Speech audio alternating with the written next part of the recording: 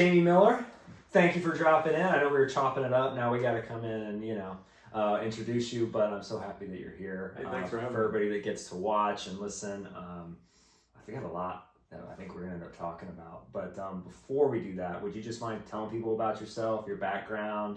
I was raised, my dad was a minister, my mom was a social worker, and married very young, 18, had children at 21 and 23, who are now adults your age, and have 2 grandchildren and granddaughters, and another granddaughter on the way. Congrats. And spent my 20s working kind of for an electric utility, and just kind of working in the warehouse, reading meters and meter shop type stuff, and went back to college at night. Then I finally had to make a decision to quit. Went to the University of Florida and graduated. And sorry about that. With a degree in public relations. Well, everybody can't be that well educated, so it's one of those things. And then, with a degree in public relations, and kind of had you have those moments in time. I was thinking, well, sports, PR, or political, and it was 1998, and this guy Jeb Bush was running for governor. So I kind of came down to Sarasota in 1998 to work on his campaign. And during those 20s, at one point, I was the youngest Republican County Party chairman in the state, which we don't need to get into that too much, but I had a long time pretty cool. career in Florida Republican politics, and went on to do some things. I was a big part of the 2000 recount in the George W. Bush campaign. History now, but still kind of an interesting thing. How was that? We can get into it because there's tons of stories. Please. There's anytime you have 6 million votes, then you have a 37-day recount, and you end up being separated by 537 votes at the end. It's historic, but the relationships you gain through something like that were incredible. And it was an incredible experience. Looking back on it, at the time, it was every day was, the leader of the free world's at stake. Right. It's either our guy or the other guy, and of course, you want your guy. You spent months and years working towards your guy getting there, and then to get it so close, and just have it whittled away. We can get into some of those stories if you want. And then, so then I worked, went into consulting, political consulting. I've worked with some big names and who you would know, and other things. I've done everything from a little rural Hendry County down near Clewiston, Florida, bond for their emergency room for their hospital out in, I think, LaBelle, I think is where they ended up putting it. But it was an important thing because they have so many farm injuries down there, and they have to drive hours to get to an emergency room, and so it saves a lot of lives. And very proud of that small work. And then I'm also a senior advisor on Newt Gingrich's presidential campaign in Florida. So I've run the gamut of, I like to say that my political career is a lot how Whoopi Goldberg, believe it or not, I'm going to quote Whoopi Goldberg. Whoopi Goldberg talks about her acting career, and she has a quote that says, "Hey, I had a very big role in some very small films, and I had a very small role in some very big films," and that's kind of my political career. I've had very big role in some smaller things, and a small role in some super important things, and I'm very proud of all of it. Yeah, I mean, some of those things are historic, right? So it's like, they're all historic things. So some will be remembered, some probably only locals. Yeah. I have some memos that are in the George W. Bush Library about the election and recount. Yeah. Some things like that. So I don't know that they're ever on display, but they're on file. They're on file. So when that was happening, what was going through your head when that started happening? Like, were you? Well, the first 24 or the first 12 hours were incredibly emotional. For one thing, you have to remember the time, right? And the media was basically 3 television stations, ABC, CBS, and NBC, and news cycles. And so in Florida, we have 10 counties in the Central Time Zone, which are all Republican counties. And so at 6 p.m. Central, all three of those major news stations came on and said the polls had closed in Florida. And so if you've ever been out in Pensacola or Panama City, Yeah. and they all feel there. Yeah, so they all feel like the redheaded stepchild. Nobody realizes we're in the central time zone, and they close the polls. Like they close the polls an hour early. Like Right. So one of the first things we did in this first 72 hours is collected thousands of affidavits of people who either left the polling place or didn't go vote because they heard from the news that they didn't that the polls had closed, and so they didn't get to vote.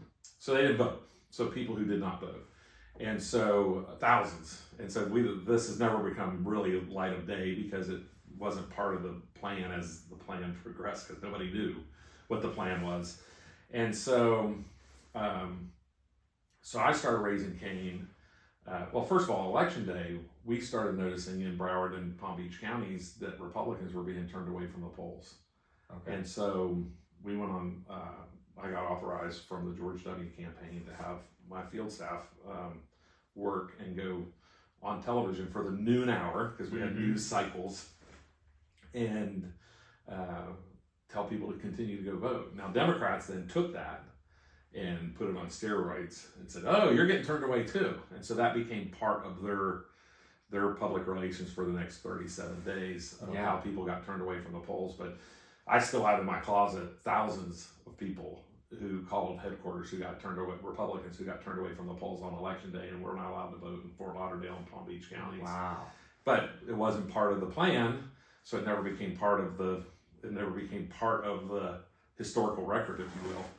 And so, because anytime you're up, you just want to say, let's just stay up. Let's keep, as long as we have a lead, let's keep the lead, let's keep the lead. And George W. never relinquished the lead, so we never needed things like the affidavits in West Florida. We never needed those people to come forward in Southeast Florida to say, hey, you know, I got turned away from the polls. Where Democrats were down, so they were throwing everything at the wall to try to be like, hey, this is something went wrong. But anything that went wrong for both sides. So whether it was the voter rolls being, you know, incorrect, or, you know, the craziness with the news.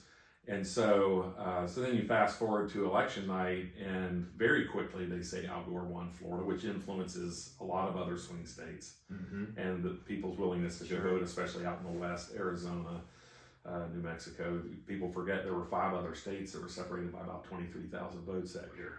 And Gore won all the other 5. George W. won the 6th, and Florida won the presidency. But it was Iowa, Wisconsin, New Mexico, I want to say Washington, was only like 2,200 votes different. And then That's close. And so, but we've had that throughout our history. Right. Truman, 1948, 6 states, about 23,000 votes. Biden in 2020, so it's not unusual. That one's up for debate. Yeah, well, we can go down that road too, but you know, but we still had this whole situation here, and so as the night progresses, you know, part of my job, and if you ever saw the movie Recount, like my job was the person who wrote on the dry erase board, hey, these are the results for these counties, and there were 2 counties that the Associated Press and the Secretary of State's office both were reporting wrong: Bay and Sumter. Sumter's where the villages are. At the time, the villages had 1 precinct. Okay. And so, that's my home county. That's where I went to high school. And so one of the first campaigns I worked on was for a lady named Karen Krause, and she was the supervisor of elections. She was her first race was a county commission, but she was supervisor of elections in 2000. So I called her at home at 3 a.m, said, didn't get her.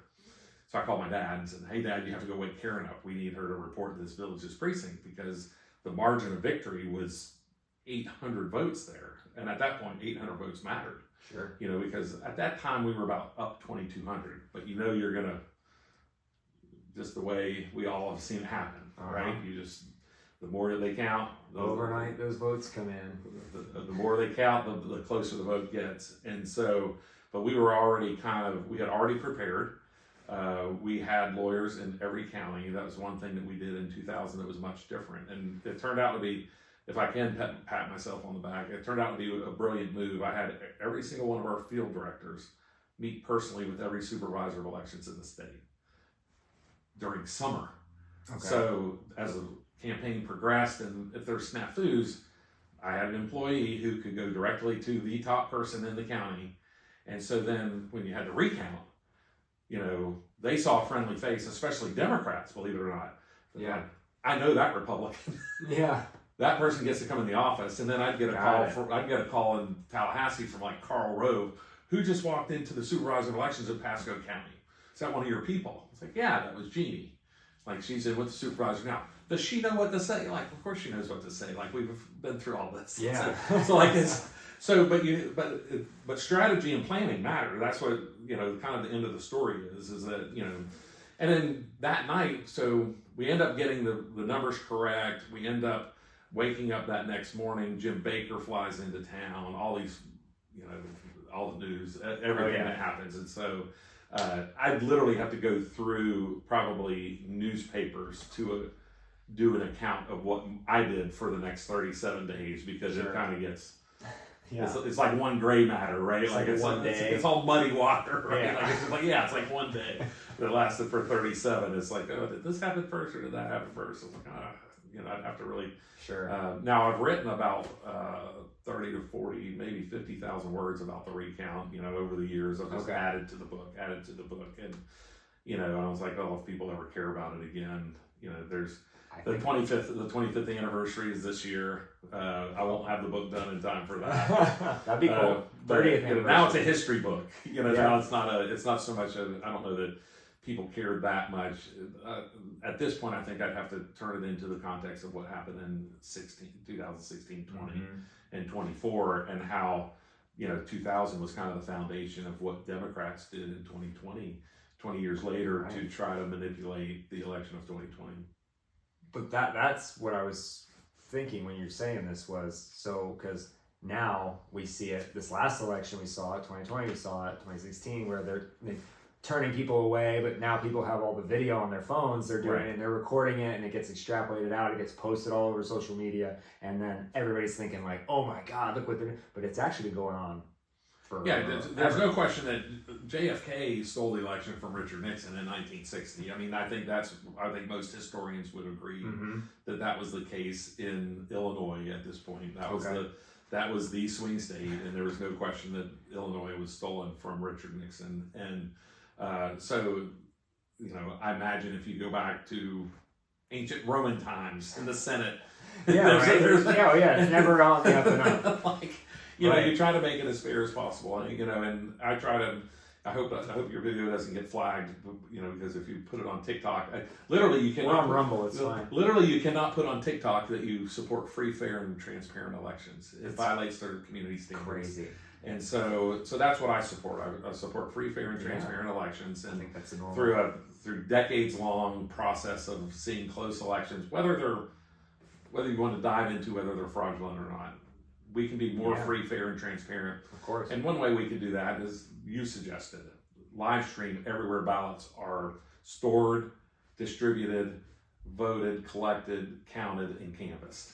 And so we can live stream all that now. Yeah. Why can't somebody in Sarasota look at a precinct in Atlanta, Georgia, and just confirm the number of people who walked through the door and how many, I may not know Joe Smith who walked through the door, but I know I can count 250 people, and if they said 800 people voted, I know that's wrong. Right. And so, we just need some transparency when it comes to that. Yeah. And so, and I do think that most fraud that occurs does happen in the precinct. And the other thing we can do in the precinct, and a lot of conservatives don't like this, but it's something that we need to consider, is going to, like we do in Sarasota County, Florida here, is go to electronic workbooks. And by that, I mean, when you check in on an electronic workbook. Yeah. And so the poll worker, some places they print out and say, oh, here's your name, here's your signature. And then they show you a copy of your signature. So, and it's supposed to be so somebody can verify, right? Sure. But if I was trying to copy somebody's signature, there it is. Right there, yeah. And so if I want to vote an extra 100 votes after the polls have closed, if there's not a poll watcher and we lock the door and it will take an extra hour, I know exactly what these 100 signatures need to look like, and nobody audits those books after the fact. And so I also encourage that there be a 1 to 3% precinct, that we audit 1 to 3% of precincts after the fact to ensure that all the signatures are from individuals, that there's not one person who has, and we can do this very easily through AI, run it through a computer and say, okay, these 80 signatures were done by the same person, right? Yeah. Regardless of whether it looks like different or not, we know by pen marks, we know that AI can pick this stuff up now. I think I saw some videos of people doing that independently, and there were some where they were showing, like, they showed the signatures where it's like, look at this person voted a dozen times or 25 times, and it's the same, it's literally the same. Well, and the technology wasn't there, but in 2000, after the fact, we proved that 12,000 people voted in Broward County and Manhattan, right? They voted in both places. Unbelievable. 12,000 people and 567 votes were, and we know that Manhattan votes Democrat 90% of the time. So, and that was one county, not statewide, not all 5 boroughs, one borough, and 12,000 people. And so this has been something that's been a problem for some time. Now, a lot of states have worked together to try to solve some of those problems, and not checking the IDs is just absolutely ridiculous. Yeah, Kamala Harris did not win a single state that required an ID to vote. Well, she didn't overturn a single county, right, in the entire country. There wasn't one county that she won the. Well, she was a horrible candidate. The Democrats did, they did for her what they did for Hillary in 2016, and they basically cheated their own system and got the same result, quite frankly. Yeah. And so it's their own fault. Worse. And at least Hillary can talk. Yeah.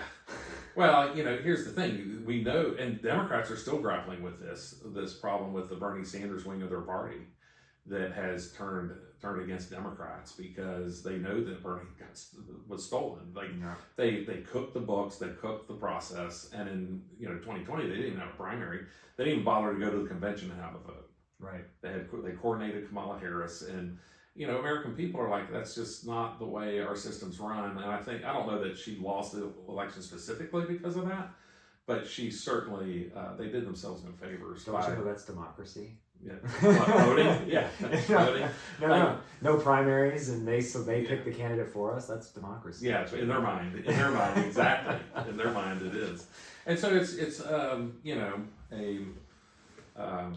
but we, I guess that was a long intro. Yeah, we just kind of rolled right into it, but that's so it's been going on forever, and then that I see, but I think now, which is the adjustment that I think Trump has made in the especially this last election, where they didn't, was that there's more than just what the TV. Nobody watches what's on the TV anymore and thinks that's what it is. Like that used to be back in the recount. That was what was on TV, and that was all we knew.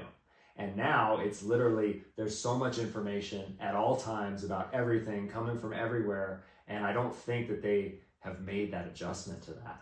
Well, and I think Donald Trump zigged instead of zagging, right? 100%. And so everybody expected him to zag, and instead he zigged. So not only the candidate but the president is different than from 2016 and 17 and 24 and 25. And I like to just boil it down to it's the difference between the politics of subtraction, which is what he practiced in 16 and 17. You're either with him or you're out. Right. So if you're just like, okay, everybody gets out. Well, I think more so this time. And then that led into 2020, where people are like, okay, I've been out for 4 years.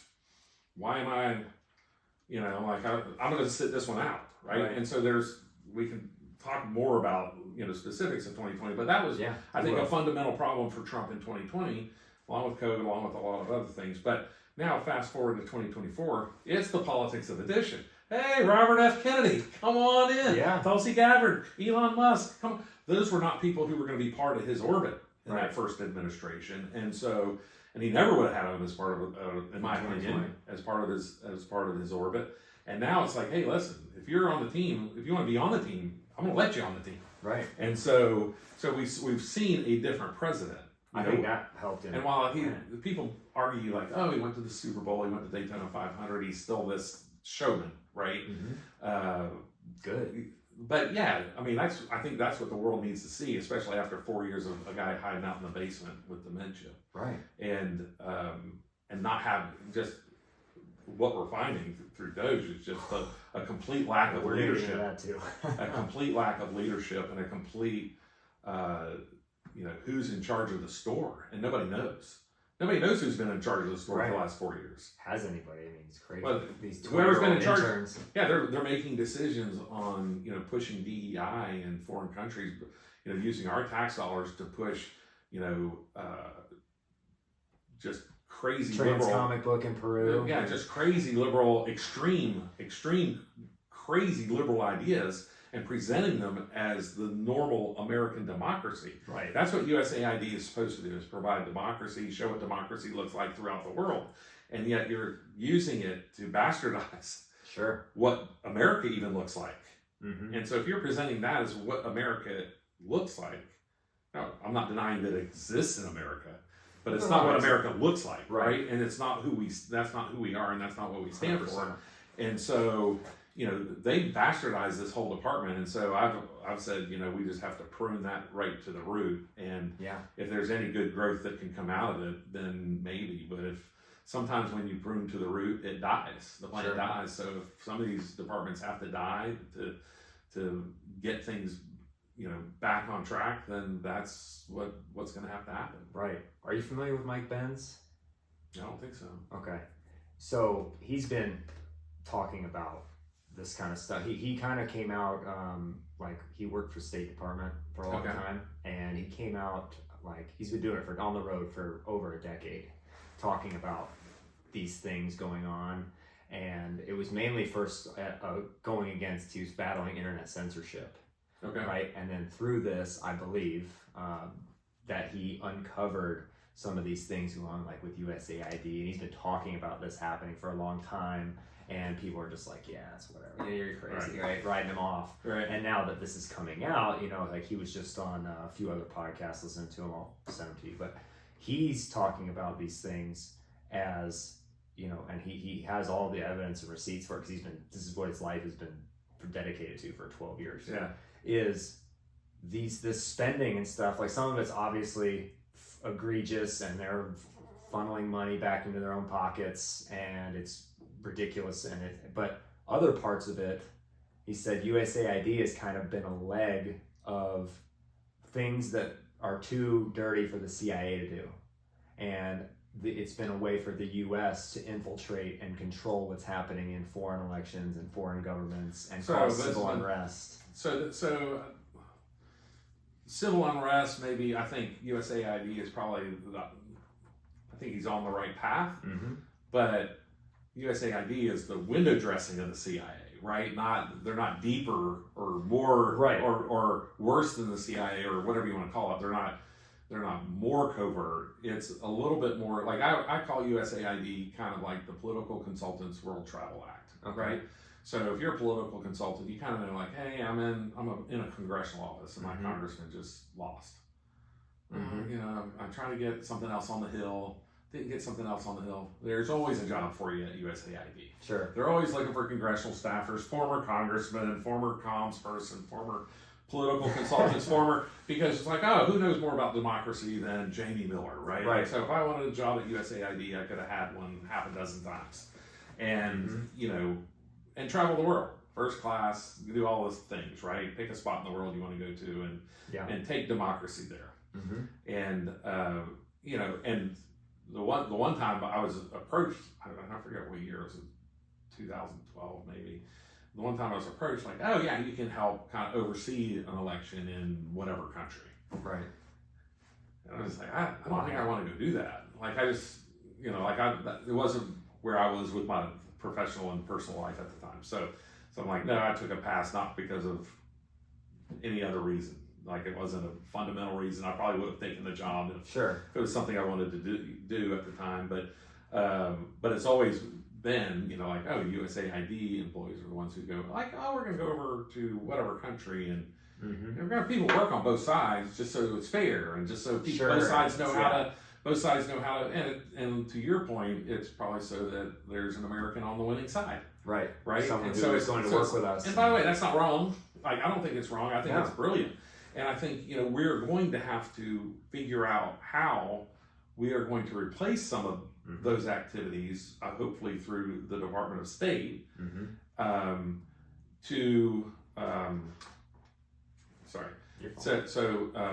through the Department of State to ensure that China doesn't fill the vacuum. Because China's going to try to fill every vacuum. Right, start doing it themselves. I mean, so, you know, just today, there was a report that a Chinese helicopter, you know, got within 10 feet of a Philippine low-flying airplane that was conducted for the Philippine Department of Fish, right? Fisheries or whatever. Okay. And so China is pilfering the world's oceans of fish using satellite technology. They've gotten really good at fishing. And so our next war, I've said for a couple of years, our next war is probably going to be fought over fish. Why? Because China is killing all the fish. They're taking them all. They're pilfering our... What do they want with the fish? They eat them. Oh, it's just for food. Yeah, so it's like, that's how much they fish. And so, you know, there's still, every day, you know, fishermen from Vietnam go out into the, you know, South China Sea. I wish we'd call it the East Asian Sea. Instead of giving China ownership of it. But they go out every day and to fish and never come home. Every day. And so foreign fishermen are lost every day in the South China Sea because they run into somebody from China and they don't come home. And so, because China sees all those fish as theirs. Wow. And so they're killing people already over fish. Unbelievable. And so, and it's been going on for more than a decade at least, if not longer. And so there's this, and so I just thought it was interesting that today we have this military helicopter from China harassing like this little twin prop plane from the Philippines that is, you know, from the Bureau of Fisheries or whatever for the Philippines. Wow. And so I was just looking at my wife, I was like, our next war is going to be over fish, you wait and see. Like, because it's that, they have that many people to feed and they don't have the mechanism to do it. And of course, fish is a huge part of their diet. And especially when we take their farmland here too. Yeah. That's, you know, that never should have happened. I always say that's the most ridiculous thing. You know, but this is historically, you know, in the 70s, you know, during the big oil thing, you know, at the time we called them Arabs, came in and bought everything, bought the big Empire State Building or bought the Sears Tower or bought whatever.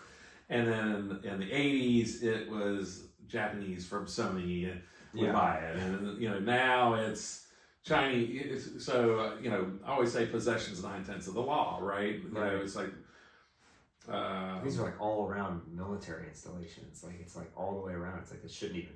How do you allow that to happen? How do you allow it? How does this happen? And, you know, part of it is we've allowed, and we can get into this, I think it's one of the worst U.S. Supreme Court decisions of all time, Citizens United case, which allows corporations to be people. And so what you have these foreign governments who have created American corporations, and they're acting as American people because of the Citizens United case. And so it's way more complicated than that. Sure. But just from a baseline view, you have that's kind of what happens. So that's what's led to the deterioration of the infrastructure of political parties, which has also now led over 20 years. I think that was a 2003 or 2005 decision, which has also now led to the extremism we're seeing in our country, because, you know, in the past, the political parties is what kept people from being extreme. Sure. Right? Like, it's like, okay, well, you're out there, but you're out there screaming by yourself. Well, now each and every politician, from county commission up to president of the United States, basically create their own political party. Right. You know, their own political committee, federal PAC, state political committee, so they can fund in large dollars. And so these foreign countries who are setting up American companies can now participate in that American process. Right. And so we've kind of just turned a blind eye to it. And so now we're like, oh, buy American farmland, buy whatever it is. And Florida, we've at least said that you can't own farmland in Florida. Foreign countries can't own farmland in Florida. And there's a list of countries that can't even buy any property. Right. So Florida's leading the way on that. I hope other states, you know, take take our lead. Some of them are. I wish they take our lead on a lot of things. Yeah, especially the voting now is unbelievable. Like how we were this last election, it was like glory. Go back to logic. So the number one thing that slows down the reporting process is mail-in ballots and confirming signatures on mail-in ballots. And so we do that in Florida with a canvassing board, which includes a county commissioner, a judge, and the supervisor of elections. So any three of those who, if they were to cheat, can be removed from office, prosecuted, lose their retirement, because they're all state employees, or in the state retirement system. So there's a real incentive in Florida not to cheat, for the canvassing board not to cheat. Now, I'm not going to say an employee or volunteer or something over here doesn't, but when you start making real ramifications for people who are in charge and responsible, they tend to be in charge and responsible. Imagine that. They tend to be in charge and responsible, right? Imagine and so you end up with this great. I still think there's more that we can do. We've talked about the live streaming, some other things to say, hey, we need to be free, fair, and transparent. But Florida is, without a doubt, probably, you're not going to like the word, but probably the most liberal state when it comes to voting. We have the easiest ballot access for individuals. We have the easiest ballot access for citizens initiatives in the entire country. We have the most ballot access for people from foreign languages. I think if you have 10,000 people or more in your county who speak a foreign language at home, that ballot is provided in that language. And I think in Miami, it's something like 130 languages. Wow. I mean, it's incredible. There's more languages spoken in Miami than New York City. And so, they, of populations of 10,000 or more. And so, we have incredible ballot access in Florida. And some of the most liberal, which are good things when it comes to voting. You should be able to vote. Like, we want to make sure that everyone who's qualified can vote. Right. And if they want to, they're not forced to, but if you want to, you have that privilege and willingness and right to do it. So, why can't there be a standard? Like, why can't they look at Florida, right? Why can't they just say this is how it's done? Make it. This is how it's done nationwide. There's no. I think you're going to see. I think you'll probably see some level. I don't want to say a standard. Well, because the Constitution doesn't allow for the federal oversight of elections, right? Which is probably a good thing. But. And so but I think you can see some things that will happen with if you get federal money for your elections, you're going to have voter ID laws.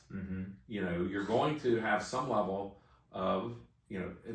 The two things are you have to have voter ID and the same day voting. And despite all the other chaos that people talk about, those are the two things that matter the most that have to be fixed immediately: voter ID law and same day registration.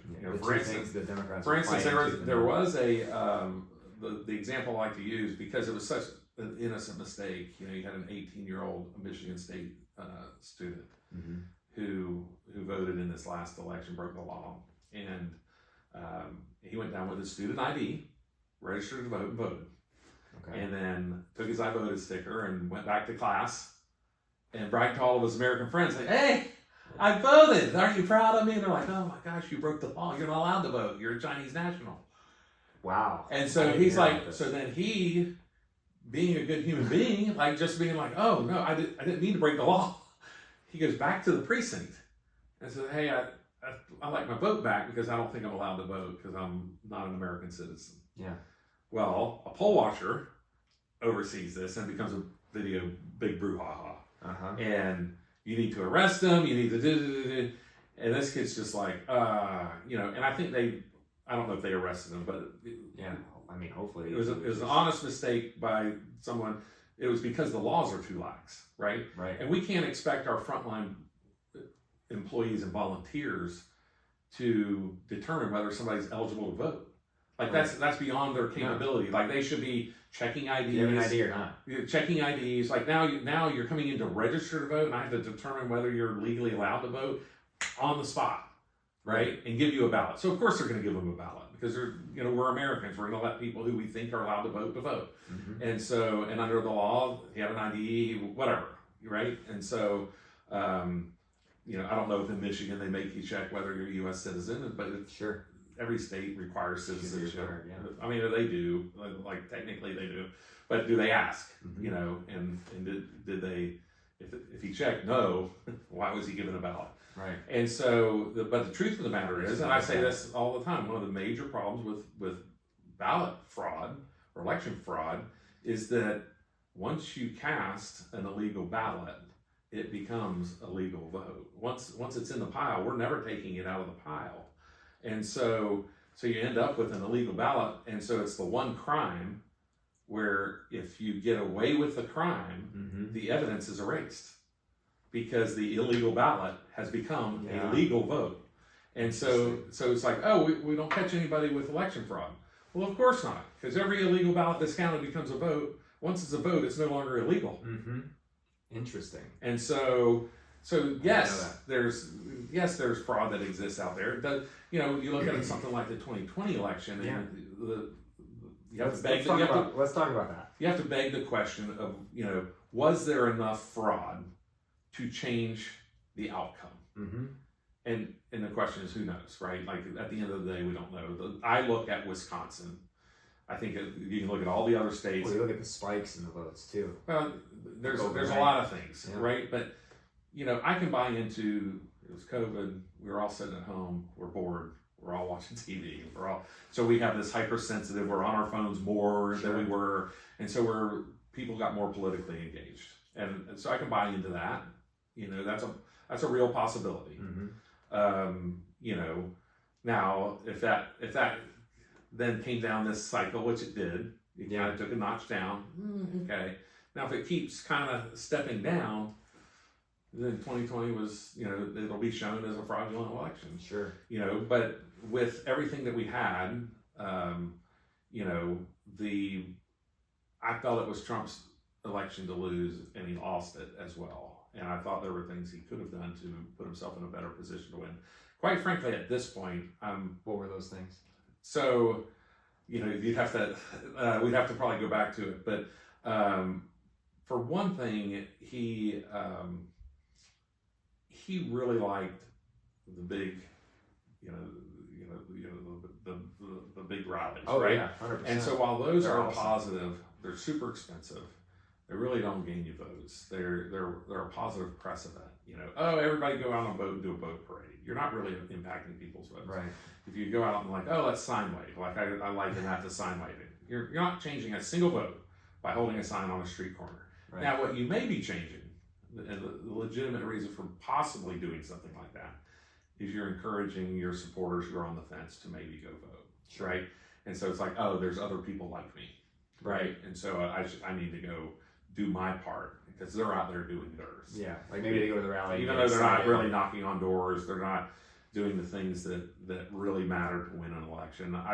I go back to the politics of subtraction versus addition. I've always been a big proponent of politics of addition, and I felt like Donald Trump had more subtraction. But looking back on it, without Donald Trump having that 4-year break, you know, he would have had a continuation of his last presidency. We wouldn't be seeing the success we're seeing today. It's unbelievable. If he didn't have this break, and he didn't have 4 years to prepare for these things that he that he had the ability to think about, right? They almost kind of down themselves, right? So it's a double-edged sword, right? We lost the 2020 election. We had to put up with Joe Biden.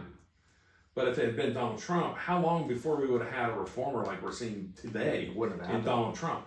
And so, so you kind of have to kind of lean back and say, oh, maybe there's, you know, maybe the good Lord's watching out after us all, all, because Democrats went so far to the left that, you know, if Donald Trump had continued those 4 years, maybe we would have had 8 years instead of Joe Biden. We would have had 8 years of a Newsom, right, or somebody worse.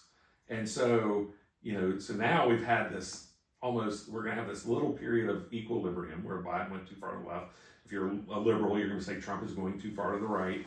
But the great thing is there will be some level of equilibrium to reset this. And at some point, we have to consider as a country resetting from a budgetary standpoint, because we can no longer afford to be $34 trillion in debt, having a $2 trillion a year deficit with $1 trillion of that just going to manage the debt. And so that's not something that's sustainable. It's not sustainable in your house, not sustainable in my house. It's not sustainable as a country.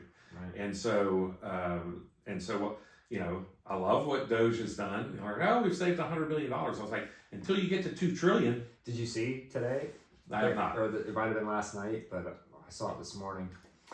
That in the audit, you know, and they're saying, you know, when you have to code, where like there's a code for this, when this money's going to this code, and that's how you know where the money went, right? Right. TPA code or whatever it is. Right. So they found $4.7 trillion. They said it was because it was not required to code where the money was going. It wasn't a requirement by the department. So they found $4.7 trillion. Expenditures. No code of where it went. So there's no way to trace where it's just gone. Just into the abyss. That's a shit ton of money. That's a lot of money. That's a lot of money. That's a lot. That's like 2 years worth of deficit, 3 years worth of deficit. That's right. That's what our budget should be. That should be enough money to run the federal government for a year. Right. So I mean, we're at $6.5 trillion. How do you? What do? You can't fix that. You don't know where it went. How do you? You know what I mean? That's well, insane. so what you have to do is kind of like the illegals coming across the border. Yeah. You have to stop it. Yeah. Oh, we can't stop it without. You have to first stop it. You have to first stop it. Well, you know, it's funny. Bill Clinton stopped it without Obama. Went alone. No constitutional crisis. You know, so that's all just, you know, they're throwing a lot of things at the wall. Nothing's sticking. Right. And you know, it's not going to stick legally. They have a few. You know, the problem is Democrats have been very smart about taking political activists and putting them in very important positions and having them sit there for decades until they need them for something like a judicial ruling to say that, oh, the President of the United States doesn't have the right to audit an executive level agency. Yeah, the hell he Well, what are you talking about? Like, he's the executive of our government, an executive level agency. What do you mean? Yeah, he can't audit. He can't run the executive branch. He has no right. Like, right. So it makes no common sense. They know it makes no common sense. They're just they're just throwing things out. They're like, okay, maybe the public will buy this. Sure. The public's not buying any of it because now they're like, oh, you treated us like fools for the last 4 decades. Exactly. Or 6. Yeah. You know, since the 60s probably. I think a lot of people don't even realize that it's been that long. They're starting to, but they're probably thinking this is all recent. You know? No, this all goes back to the 60s. Yep. Right. 100%. And so it's, you know, anyway, we haven't balanced the budget. Listen, and I've said, if Congress, you want to complain about this, take the 12 appropriation bills, put them through the budget process, and pass a budget. The last time you did that was 1997. Mm-hmm. Okay, blame Republicans and Democrats alike, Republican administration, Democrat administrations alike. Everybody's been in charge. Everybody's to blame. Mm-hmm. But you haven't passed all 12 appropriation bills through a budget process since 1997, and you haven't passed them. You haven't had a balanced budget since 2001. We have not been at war. Right. We have, you know, we've had a couple of crises here and there, but not like, oh, we just need to continue to deficit spend to make our country flow. Like we just don't. That's not the period of time we have been in, and we've squandered it.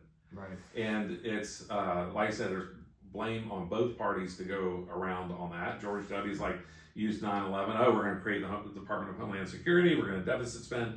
Well, Obama's like, well, I'm going to put that on steroids. And quite frankly, Donald Trump, during his first administration during COVID, put it on steroids. Sure. And then Joe Biden's like, hold my beer. I don't even have a crisis, and I'm going to triple the debt. You know, I don't see it as no plan. Who was doing it? Right, you know, Obama. Maybe Jill, maybe Obama. Who knows? Who was? Nobody knows who was in charge, which is pretty unfortunate. Right. And so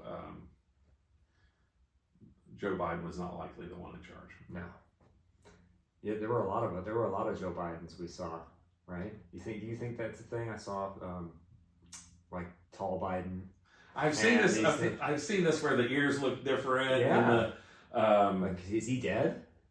Like, I don't know. Like, you know, and I don't doubt. You know, one of my favorite books is kind of a historical fiction, kind of. Okay. It's called The Eagle Has Landed by Jack Higgins. Okay. And it's about there was a movie back in the 70s with Donald Sutherland, but it basically is how Germans landed in England to assassinate Winston Churchill. And Okay. they get all the way to getting their eyes on him, and I think the book ends different than the movie, but Okay. you know, and it turns out that it was a Winston Churchill lookalike. And Winston Churchill was on a Navy ship conducting Winston Churchill business. Right. And so they went through the whole book is like all these trials and tribulations of these Germans trying to get in the right spot at the right time so they can assassinate Winston Churchill. And it's like, it's not even him. Not even him. Not even him. So, you know, does that happen? I'm sure it must at some level. I mean, all these other people have body doubles. Why wouldn't the Yeah. United States president have a body double? Yeah. Or the Mission Impossible mask Right. on somebody. Yeah. You know, it has to happen. You would Right? think. You would think. Well, come on. The one, I don't know that it happens. Right, Like, I don't you have would- you would personal think. information, but you would think that. you would think, just because, like, you know, I mean, it was pretty clear that the guy was incapable of conducting important activities during certain parts of the day. yeah, You know, and so they put him to bed early. They had him up. You know, give him his warm 10 to 2, 10 a.m. to 2 p.m. kind of seemed to be his wheelhouse. And Yeah. they would do whatever they needed to do then, and then hide him away. Yeah. And so if he needed to do something outside of that, travel internationally, travel across time zones, it seemed to put it seemed to be a problem. Yeah. I mean, I don't know if you saw Tall Biden, but he came out. Did you see it? Like, I've seen a video of it. I don't know. Like, He's like a foot taller. No, I didn't realize it was that tall. Yeah, like you see it side by side him with Jill, and he's like a little bit taller than Jill Biden, right? Yeah. And then this guy comes out, and she's like barely up to his shoulders. And he's got this pep in his step where you're like, that's not the same human being. I'm sorry. That's funny. The legs are longer. You're just like, this is nuts. How could they make that mistake? You would think that would be like. Well, it was like maybe the last minute the guy they wanted wasn't available or something, wasn't feeling well, so like we gotta just grab somebody out of the comms office. Yeah, exactly. Hey, Aaron, you're putting on the mask. Exactly. Hey, I'm a foot taller than the guy. Right. The people will buy it. Right? Put on the mask. Come on, Aaron. Put on the mask. Well, I heard a story. Don't jog too fast down the stairs. Yeah. If you do, trip. Yeah, trip a little bit. That's right. Yeah. If you do, trip. If you encounter some stairs, hold on to the railing, go real slow. That's right. Oh That's my right. God. Well, I heard a story about that. Like, I forget where I heard it, but it was kind of, you know, I guess in the Oval Office, there's a back, you can go out down these stairs, and there's like a smaller little office underneath. Sure. And I guess they said like Trump used it for like, or whoever used it for like a gift shop or whatever the hell else. But somebody said that they went down, like during the Biden presidency, they went that down there was, that's where they'd take him. And it was like this little desk in this white room. I thought you were going to say, there's a bullpen. Yeah, they just got all these Bidens. There's like 3 Bidens. Okay, Bill, your turn. Yeah, they're sitting there playing cards, you know. That's right. Who wants Smoking it? Yeah, a bunch of cigars. Bidens. Who's sober today? Who's half sober? That's right. You'll pass That's off. right. Who wants to do the debate tonight? That's right. That's right. You're like, oh, I don't know. Oh. No, but it was like they go down there and they were like, they said there were changes of clothes all over the place, and they just had like this little desk and this little cubicle type thing, and that's where they would like stash him away. I don't know, I don't know how true it is, but that's what I heard. Yeah, I don't know. Very interesting. I can believe any of it. I try not to Right. unless, I can figure it out for sure. Yeah. But I've certainly seen where it's like, logic sometimes should prevail on some of these things. Like sometimes It's it's just too obvious. Yeah, like there was no question that he was not capable of another 4 years. Sure. Which is unfortunate that Democrats didn't go through the correct process to get a nominee, and Well, that's what's which true. is good for us, Mhm. but it's bad for democracy, and I'm kind of one of those people who still believes that's important. 100%. Democracy is sensible important. I think people. it's important to have a strong opposing party, an opposition course. party, and I think it's important to have opposing voices who are outside of both parties, Mhm. right? And within both parties. Like I've always been, when I was vice chairman of the Republican Party here in Sarasota, or executive director of the Republican Party of Florida, for instance, when I was executive director of the Republican Party of Florida. We chartered a gay Republican club. We chartered an African American Republican club. It's you know, I've always been kind of like, hey, I'm not the person to define whether you're Republican, so I don't use the word rhino. Sure. If you say you're Republican, I'm going to take you at your word. And if we disagree on something, we disagree. Whatever. It doesn't make you a good Republican, me a bad Republican, or vice versa, because we're disagreeing about something. And I think we all could collectively do better to use language that accepts more people and practices the politics of addition versus words like rhino, just because, hey, we, you know, like we're disagreeing on this one. Right. Now, and we could draw a line at Liz Cheney or in some of these things where people, you know, were complicit, right, in trying to undermine the Republican president of the United States with having knowledge that they knew was not true, right, and acting upon it anyway. And that to me is treasonous. And so that's not a rhino. That's a treason. That's somebody's person. That's So that's somebody who has committed treason. And so we need to separate, because otherwise you're demeaning the word treason.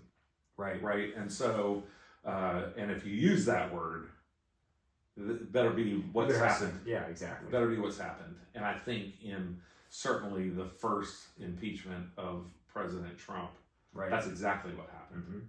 And, well, that's what one of the things that, back to the Mike Pence thing he talks about, was that there's debate, you can follow the money, and there is evidence that USAID had some of these things helping to fund that. That funded to help fund the impeachment. But you know, it's interesting when you look at the USAID, it's supposed to be an international organization for the United States to carry democracy into the world, and yet, you know, people who are complaining are, you know, Minnesota soybean farmers, and you know, like what? Dairy farmers in California, and you start looking at the number of people domestically who were receiving money from USAID, and it's like that was beyond mission creep. Right. You know, you're not even supposed to be doing anything within our borders. Right. Like, what's going on here? But I mean, they're bringing in was it Colombia? 20. They hire actual like musicians. Like they brought in 20 rappers to write music about anti-government and how we need to rise up against the government to get these things to happen, to create civil unrest and to create race riots and things like this based off using an LGBTQ music festival to start influencing these people. Like you heard about was it Colombian Twitter? Did you hear that? They created this app. They hired these actual people to create this company to make it look like they were building a Twitter-like app. Okay? And they actually went through it. They got funding, they went through it. And for the first few years, it was feeding these people sports, entertainment, music, and getting everybody on board with this. And once they had a large enough user base, 100,000 people, whatever it was, then they start feeding them anti-government propaganda. Yeah. And they start dripping it in, and now all of a sudden... Oh, that's what we're seeing with TikTok. Like we're influenced by that as much as anybody, right. I'm sure. And so... But our government created that. Yeah. To these foreign things. And look, I understand... Here's my whole thing with it, is I think there's some of that, in my opinion, that needs to happen to preserve the way we live as Americans and help protect the way we live as Americans and provide resources, the things that we can't get here, right? But when you start using it against your own people, that's the line, man. Yeah. And being able to look at it, you need to be able to look at it and say, okay, this was necessary for this, right? Right. Like if this African country provides this resource for us to be able to make X, well, we need them to be on board with us. If they're not, then we're not going to be able to have this as Americans, right? So at what point is it too much, and at what point is it, because we have to control some things, right? Right. We're the greatest country on earth because we're fucking over all the other countries. Right. And at what point is it too messed up? Right. It's a very hard line to toe, I think. Well, it was one of the controversies of the Reagan administration was the Iran-Contra affair, right? And that was basically Ronald Reagan kind of going alone, didn't get correct. some question whether he got some level of congressional approval out of the basement of the Capitol, right? Yeah. And so, we're going to give Afghan fighters these rockets to shoot down helicopters. Yeah. And then that's going to then fund, the Contras in Nicaragua. And, it's kind of done all off the books. And, this is a huge, huge congressional hearings with Colonel Oliver North and almost took the presidency down, and it's a scratch to the surface of what we're seeing. Yeah. Like, this was a huge, I can't even tell you, the world came to a stop with the Iran-Contra affair. It was, Oliver North was, just this linchpin of this person who, just kind of oh, well, that's just what's wrong with America, or great with America, depending on which side you were on. Right. And it's just not even close to what is happening on a daily basis with all these federal agencies. And I like there's a fine line. It's kind of like criticizing a football coach. And, I always kind of, I'm a Steelers, I'm a Gator, and so, the Gators have had about, lots of criticism toward our football coach. Oh, we should be starting this guy, should be starting that guy for quarterback. And what do you think? I'm I don't see him in practice every day. Right, exactly. The guy who sees him in practice every day, it's his job to know. Right. And so, as long as we're hiring that guy, then I'm let's let him make the decision until you fire the guy. Right. And so, I think the same thing with a lot of these foreign policy type situations. The problem we've had, especially over the last 4 years, and maybe 12 of the last 16, or maybe 16 of the last 16, was that we don't know who was making the decision. We don't know who the coach is. And so, and I think that's where Americans kind of have a problem, where today, there's no doubt who the coach is. Right. Oh, no. There's no doubt who's making the decisions. And so, like him or don't like him, like the decisions or don't like the decisions, the entire world knows who's making the decision. There's no doubt that he is the one making the decisions. And everyone's like, oh, I love that. It's an Elon Musk shout out. I was like, no, Elon Musk isn't doing anything that the decision maker isn't asking him to do. I mean, Trump ran on that. It's all stupid. It's all. That's why we voted for him. And it's partly Elon Musk is South African or whatever. They're trying to make some level of George Soros parochialism, right? Some level of whatever to hang a negative around Elon Musk so that Americans will turn against him. I'm like, well, as long as he's finding fraud, which is what it is, 100%. Now, like I said, we can argue that some of these things may need to be done.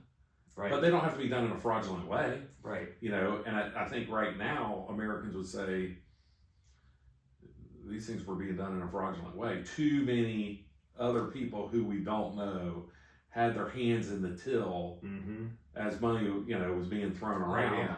And like the Clinton Foundation and all that, getting $30 million, and 10 million of it goes to their daughter's house, 3 million goes to her wedding. Sure. When do you go to prison? Right.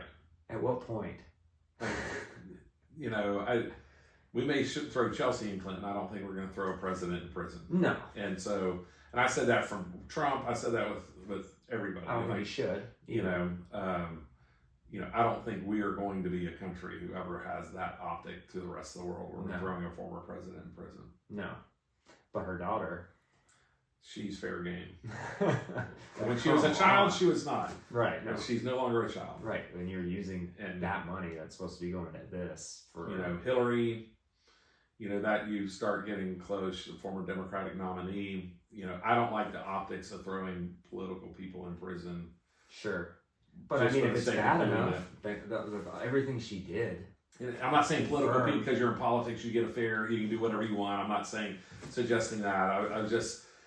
We have to be careful as Americans of the optics that we present to the rest of the world. Right. And I don't want Trump to get into a situation where he's seen as what a lot of people have said he will become, as a dictator or whatever. Right. And so let those things work themselves out over here.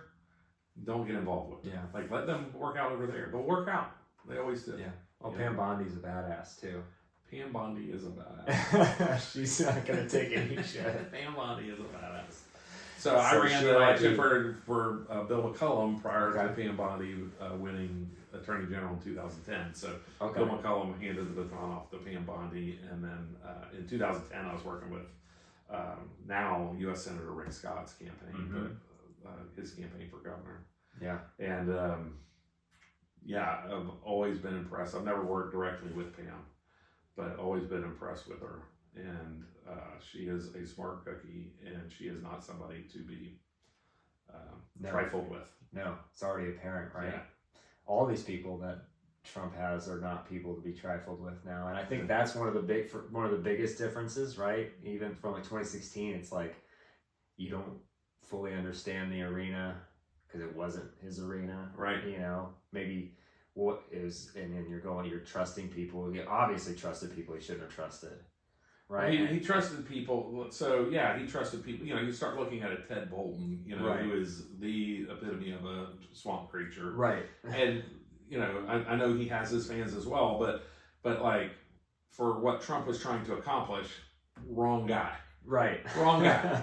Like that's not the guy you lean on for that. 100%. Because he's going to be loyal to the swamp. Right. Just in the institution. Right. And so, you know, now, like I said, if Trump doesn't have these 4 years without the presidency, he probably doesn't have this presidency that he's having right now. 100%. Now it's like, look, these are going to be my people. Right. And daddy's home, sit down and shut up. We're just going.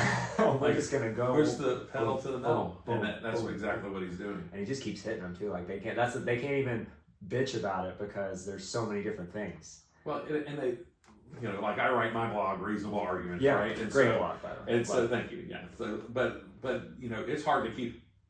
I stay on top of this stuff. Like it's my job to try to stay on top of this stuff, not for the blog, but just for my clients and you know situational awareness and all those other things. And I was like, and you brought up 2 or 3 things here where I'm like, like oh yeah, I don't know. Maybe I didn't hear of that. Maybe I heard of it, but not enough that it brought it to the forefront of my thinking at that moment in time when I saw or heard it. You know, so there's so much. There's a lot happening, and it's really I think it's positive because I always say, you know, you can always, if you prune the bush back, spring comes. Yeah. And then you can form that bush into whatever you want. Exactly. Right. But if you don't prune it, it ends up being like a gnarly, ugly, half dead bush all summer. Right. And that's what we have in our government. We have a bunch of gnarly, half dead summer bushes that have not been pruned in several decades. If you're being taken out in a wheelchair to your car, maybe your term. So I ran a race. I won't mention the guy's name I was working for, but the Senate committee, U.S. Senate committee, Republican committee asked me to go to West Virginia and help make sure this guy won the primary. Okay. Because to run against Robert Byrd, because Robert Byrd's wife had just died. Like, oh, they're old, maybe maybe he'll follow the love of his life. And no, he held on through that election. But I went out there one time and took a picture of Robert Byrd being taken off the plane in a gurney, not a wheelchair. Like, oh my God. Actual gurney, ID, whole thing. And I was like, hey, I got this great picture. And you would have thought that I had crucified Jesus Christ himself. Really? Like, you have to not only never share that with anybody, you have to destroy it. Like, nobody can ever see this picture. Burn your phone and get a new one. Like, you cannot show this picture. The highway you brought in is Robert Byrd Memorial, not Memorial, but highway, and you're sitting next to Robert Byrd Library and Robert Byrd, everything. Mm-hmm. It's like you cannot, we're not sending him out this way. And I'm like, he's the one. He's doing this to the constituents, not me, not you. He's doing this to his constituents by not retiring. Exactly. Mitch McConnell is doing this to the constituents of Kentucky, and I'm not saying he should leave early. Fill the term, whatever. He's been enough of a political animal throughout his career that you're not going to give that appointment to a Democrat governor. Right. And so, but he's also worthless at this point. He's got no. Do you think he has any say left? over the Sure. Republican Party? Like, I'll tell very you. I'll tell limited. you why. Because the Senate, unlike any other body, is completely rule driven. Yeah. And some people know Robert's Rule of Parliamentary Procedure. Well, there is a U.S. Senate rules of procedure that are specific to and only the United States Senate. Okay. And Mitch McConnell knows those rules better than anybody, probably alive. And so I think he remembers them. when you start talking, when you start talking about procedural, we need to be fair to people like Mitch McConnell, because there's hundreds and hundreds of judges, those U.S. Supreme Court justices that Trump appointed in that first term, do not make it across the line without Mitch McConnell. And they don't get there. And so while at this moment in time, we're kind of like, okay, it's time to exit stage right or left, whichever one you want to call it. Yeah, sure. When you don't follow that. We also, I think, should respect the service for what he has done, especially during that Trump first term, because after the Scalia death, for sure, Democrats get that appointment if it's not for Mitch McConnell. And, so instead of 6-3 U.S. Supreme Court, we have a 5-4 U.S. Supreme Court. And so, and that's a big difference. Sure. That's a big difference. And That's a good way to look at it. And so, while I'm in agreement with you that there's times for people to exit. Term limits create a different set of problems. It's not the answer. We have term limits here in Florida. One of the things that we've seen through term limits is, and it's not wrong, it's just there's not anybody over the age of 60 in the legislature. Hardly. There might be somebody in the state Senate who started at 38, or started at 42 or whatever, and they're 58 in their last term in the state Senate. But Florida has a huge senior population, and there's really not very much representation in the legislature for that population. Because of term limits. So term limits, you do take away history, you take away a lot of experience, and you replace it with youth. Sure. And that's not necessarily wrong. No, there's definitely some good things for that. There's definitely some great arguments for it. But when you have a mass transfer of taking away all the experience, all the age, and replacing it only with youth, it brings its problems as well. And so I don't believe that term limits. I got involved in politics because of term limits in the 1990s. So that's where, I want term limits. Heritage Foundation. Back then you had to write them and ask them for books, and they would send you books for free. Okay. Right. So that's how I would. That's how I got started. I was like, I'd write the Heritage Foundation, and they would send you pamphlets and be like, yeah, I want that book. Yeah, let me read it. You know, and so that's how my conservatism started, was with free books provided by the Heritage Foundation that I wrote away for. Yeah. And then and so now so what's the answer? Changed. I'm not sure what the answer is. I think part of it is the Citizens United case. We have to kind of collectively come up, and this is going to go against conventional wisdom. I know that I'm in the minority on this, but it is important that our political parties become stronger than the individual politician, because there is importance in the collective. Sure. And that doesn't exist today. And so it's that collective. Earmark that. I want to go back to that. So there's not so there is power in that. Term limits on its face value is probably the easiest way to get kind of where people want to go, right? Yeah. And for sure, we can't get you out of office because the incumbency is too strong. It pushes you out. And there's something to be said. There's something to be said for that. And the interesting thing is, when Florida passed their term limits, it applied to Congress, and that's the reason why it passed. And they just put State House and State Senate in there. So the U.S. Supreme Court said that congressional term limits cannot be applied unless a majority of states apply them, because seniority in the U.S. House and U.S. Senate is so important that you cannot put a minority of states at a disadvantage by term limiting a certain number of just this minority of members. And so like Florida, for instance, wouldn't have any seniority in any committees, or any of those things. And so, so I think the answer is, I've been an advocate since I first got involved in, if you also want to gut the political parties, the answer is you allow politicians to take as much money from citizens and if you want companies as they want, and put it directly in their campaigns, and then stand before voters and explain why they took it.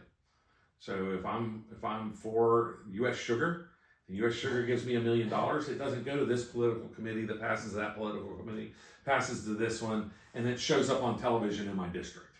Oh, I didn't know anything about that. Politicians, I've been part of campaigns where more money has been spent that way than by the candidate themselves. And so in some races, not all, but in some races, candidates are not even in control of the message of the campaign. Right. Because there's so much third-party money that becomes part of the campaign. And at the federal level, you cannot coordinate that money. So this money all happens without the campaign's knowledge, supposedly, or you're breaking the law. Sure. Now in the state of Florida, you can coordinate that money. So it's almost like this money now becomes effectively campaign money, but the candidate just gets to hide it. And so if we're going to be intellectually honest, I would rather see all this money go directly to the candidate, and the candidate say, you know what? I took money from agriculture. And you know why? If you want to talk about water policy and how bad agriculture is for water policy, let's have that discussion. Yeah, that might not be a bad thing. But I'm going to stand with agriculture because agriculture has been a pillar of the economy of the state of Florida for, since our inception. Mm-hmm. And I think it's an important part of our economy moving forward, and I'm going to stand with agriculture. Okay? Yeah. Like, vote for it or not. Right. Why do I have to hide $5 million to have that message? Well, it definitely promotes more honesty and truth from politicians, right? I think you have to, because now if you're getting money from the marijuana industry or the gambling industry or any of the sin industries, if you will, right? Yeah. Okay. Listen, I just believe it's better to be, for it to come through here and be regulated than being sold on the street. Like, let's have the discussion. Sure. Let's force politicians to have a discussion by taking the money that is directed towards them. And so I think that's one way, is you increase candidate responsibility and by increasing the transparency of the money. Mm-hmm. I don't believe you're ever going to take the money out of it, but you can increase the transparency. Sure. But I honestly think the transparency is huge, and I think it's going to be a bigger thing moving forward, especially now with all the stuff that Mike Doge is uncovering and all this stuff that's getting unraveled and truth coming to light. It's harder and harder to hide it because of things like X and Rumble and all these other platforms that are coming up that aren't censoring people. Well, 2026 will be a super interesting election. Yes. Because as a general rule, the incumbent president loses at least seats in the U.S. House. The U.S. Senate is depends on the seats and things like that. And there's a couple of seats that are potentially, Kentucky and North Carolina, Mitch McConnell's seat, Tom Tillis are potential pickups. Now there's 2 open seats, Minnesota, and somebody else just announced that they're not running for re-election, but in a swing state. And so there's a couple of more Republican pickup opportunities, but as a general rule, in the U.S. Senate, 2026 was going to be kind of a boring election. Yeah. Now without more resignations, it probably ends up plus or minus 1 seat, one way or the other, right? Mm-hmm. With Republicans holding the majority in the U.S. Senate, that's probably, I think most people would say that's the most likely scenario. You go to the House, like, holy crap, like you could have plus or minus 50 seats for one party or the other. Right. I mean, I really think that you start talking about some of these things, and right this second, what is it, 18 months before the election, you would think that Democrats are backing themselves into a corner of indefensible positions. Right. Nobody wants it. People have said they don't want boys in women's sports, boys in girls' bathrooms, and men in women's prisons. And yet they're continuing to double down on this. Right. Like, this is what we're fighting for. This, you don't want to cut this is the freedom that you are going to decide whether or not you have political viability in the future or not. Mm-hmm. What? Like, this is, and they're trying to wrap it in like this is the civil rights issue of the 21st century. And nobody's buying that. Nobody wants Nobody's buying that. Well, nobody's buying it. Like, it's not, because everybody knows it's a ridiculous argument. Right. You know, I think you and I may be in agreement, I don't know. But if you're an adult and you want to go live with whomever and do whatever, listen, I've been, you know, I was a very early Republican supporter of gay marriage. Mm-hmm. Not because I support gay marriage, but because I believe that government's involvement in marriage is to protect children and assets in divorce. Sure. And I saw both my parents retired from hospice, and I had an uncle who, his family came in, had not talked to him for 40 years. He had a 40-year boyfriend or significant other, and they tried to come in and steal his house, steal his everything. Because at that period of time, you could be a gay couple and have both be on the same mortgage. Oh, okay. And be on the same land title, right? Mm-hmm. So one of them had it, one died. The other guy who's been putting his money into it the whole time, no, it's not yours. Sorry. Like, family comes in and tries to steal it. So, right. but I advocated it more so from end of life issues. Like, I always said, if you want equality, quit talking about marriage, start talking about end of life issues, mm-hmm. and how there should be fairness there. You know, and I think it's the same, a very similar thing with today's LGBTQ movement. Like, listen, if you do what you want, like, marry, as far as the government's concerned, not as far as me or what I think is normal or what should happen, as far as the government's concerned, marry 4 or 5 people. Because the only thing government should be involved with is the separation and divorce. Sure. The allocation, the protection of children and allocation of assets. Yeah. In death, right? And so, like, if you're going to be I think a conservative, you're like, that's government's role.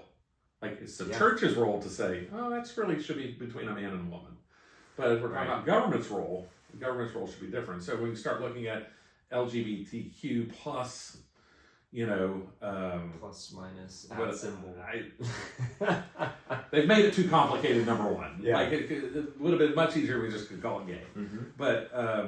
But you've all of these things. You're now, if you're an adult, go do adult things. Yeah, you know, and it's me and my wife had this discussion on our podcast, and she didn't like it. But I was like, you know, I don't understand why a gay guy has to come up to me and be like, as a gay guy. And I've just started. If you start a conversation with me like that, I look you dead in the face and say, what made you think I want to have sex with you? What? And they're like, what? Why are you telling me you're gay? Like, yeah, I don't care. Number one, I don't care. Number two, I'm not trying to have sex with you. So I need to know nothing about your sexual orientation. Right. Nothing. That's the biggest thing. So unless we are trying to have sex with one another, we don't need to know any of that about each other. Right. Exactly. So why are you throwing that in my face? Right. As I'm talking about somebody who I just met. Exactly. Like, I don't know. For the first time. Like, oh, you know, nice to meet you. But as a gay guy, like, what made you think I want to have sex with you? And I think we need to start just asking, like, quit. Yeah. Why are you defining yourself that way? Because you're diminishing yourself as a human being by defining yourself as just your sexuality. Mm-hmm. And we may go viral for that negative comment, but I hope not, because I just think it's logical, right? Like, it's stop identifying why is that how you're introducing yourself? I think people should be able to do, as adults, whatever the hell they want to do, right? If you're a dude and you want to walk around in a tube top or wear high heels and dress, do it.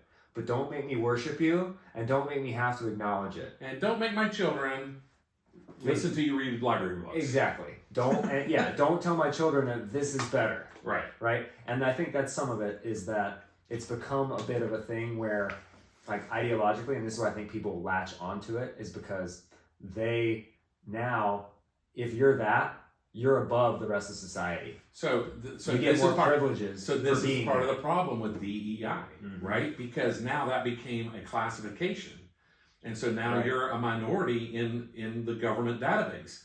And so with DEI, and let's say it's 30% of the population, I don't know, are considered under this umbrella of DEI, whether it's 50% or 10 or whatever.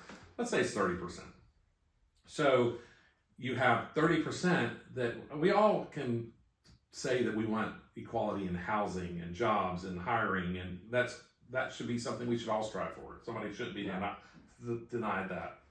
And so, but if you're applying DEI and you work for a big company and you're working in an HR department of a big company, what happens is the only people who are eligible to be hired and promoted are those who fit that very, very narrow 30%. Because what does an HR person want to do? Avoid conflict. Right. I want to avoid the lawsuit. And so to avoid the conflict and avoid the lawsuit, 100% of promotions become DEI. Yeah. And so then it feeds into more people saying, well, crap, if I want a promotion, I've got to pretend to be gay. Or I got to be gay. Or I got to do whatever. I've got to be something. Exactly. Right? I've got to define myself some way differently. That's why I've advocated for a very long time, that racism is government-based. It's not as much me and you based as it is government. As long as government is asking racial questions and making decisions that influence people's income or outcomes, or their college application, then government is perpetuating racism. And until we require our government to stop asking that question about race, every company is going to keep asking that question about race. And until they stop asking the question and making decisions based upon it, we're going to have racism. Right. Now, I'm not going to say that alone fixes it, but No, that certainly is a factor in because government is requiring it. Right. So I say not only do away with DEI, but we have to do away with these racial profiling questions. Yeah.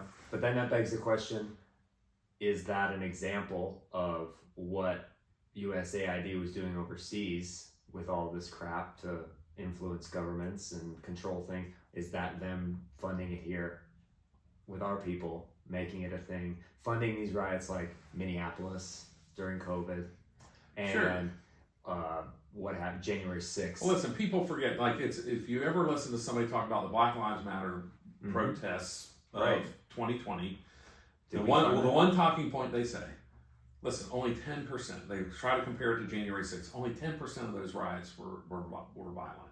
10%. Yeah.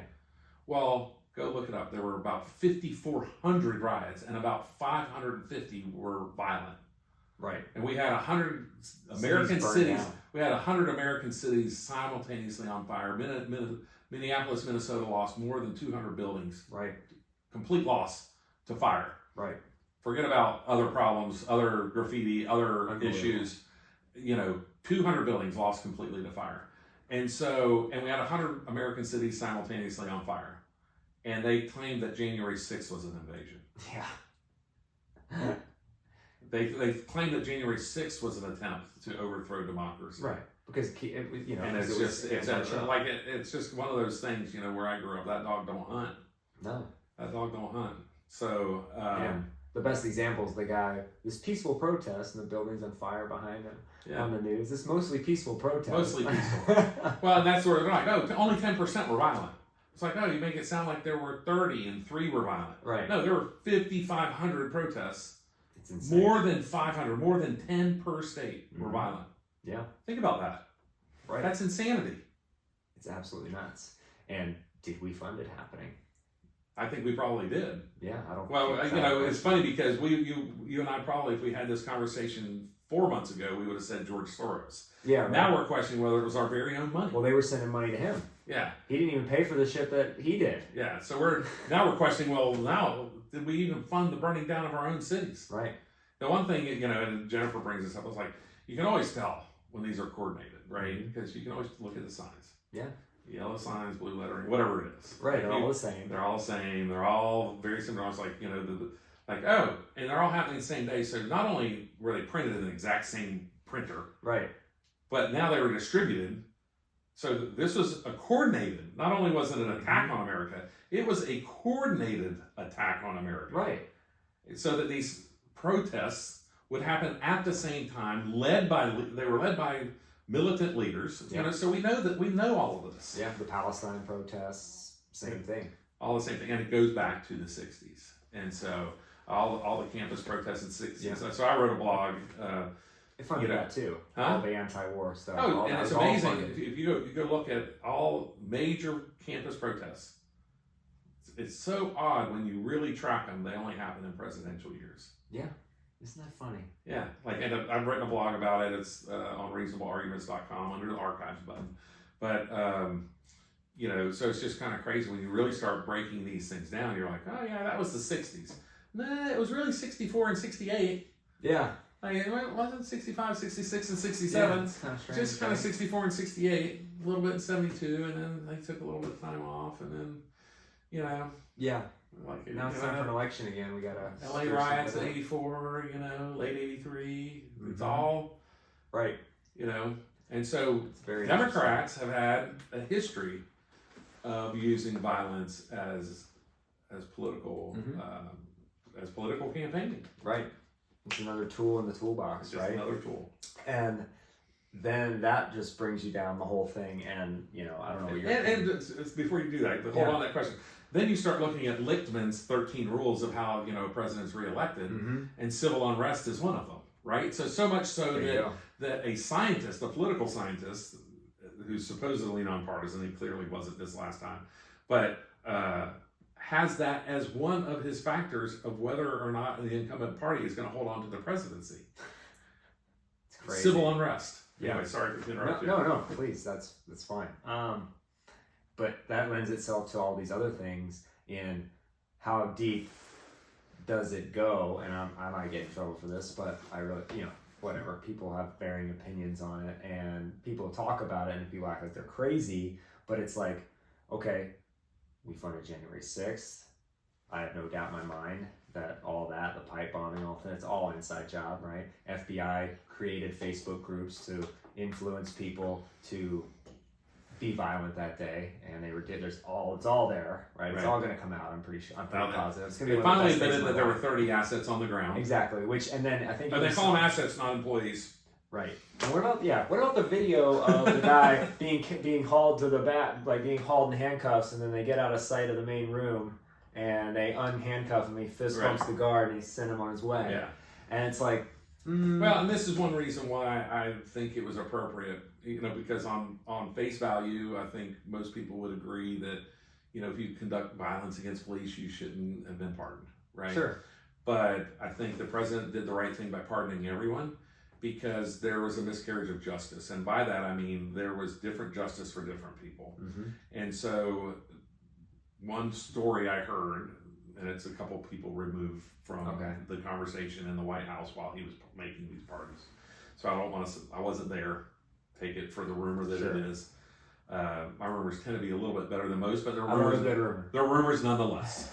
And so I'll put up my disclaimer on that. Yeah. But it went something along the lines of, why should this person get pardoned? And they're like, well, this person should get pardoned because they, you know, shoved the shield into, you know, the police officer, and this person says, well, that person, you know, this person should not get pardoned because they use the officer's shield as a weapon.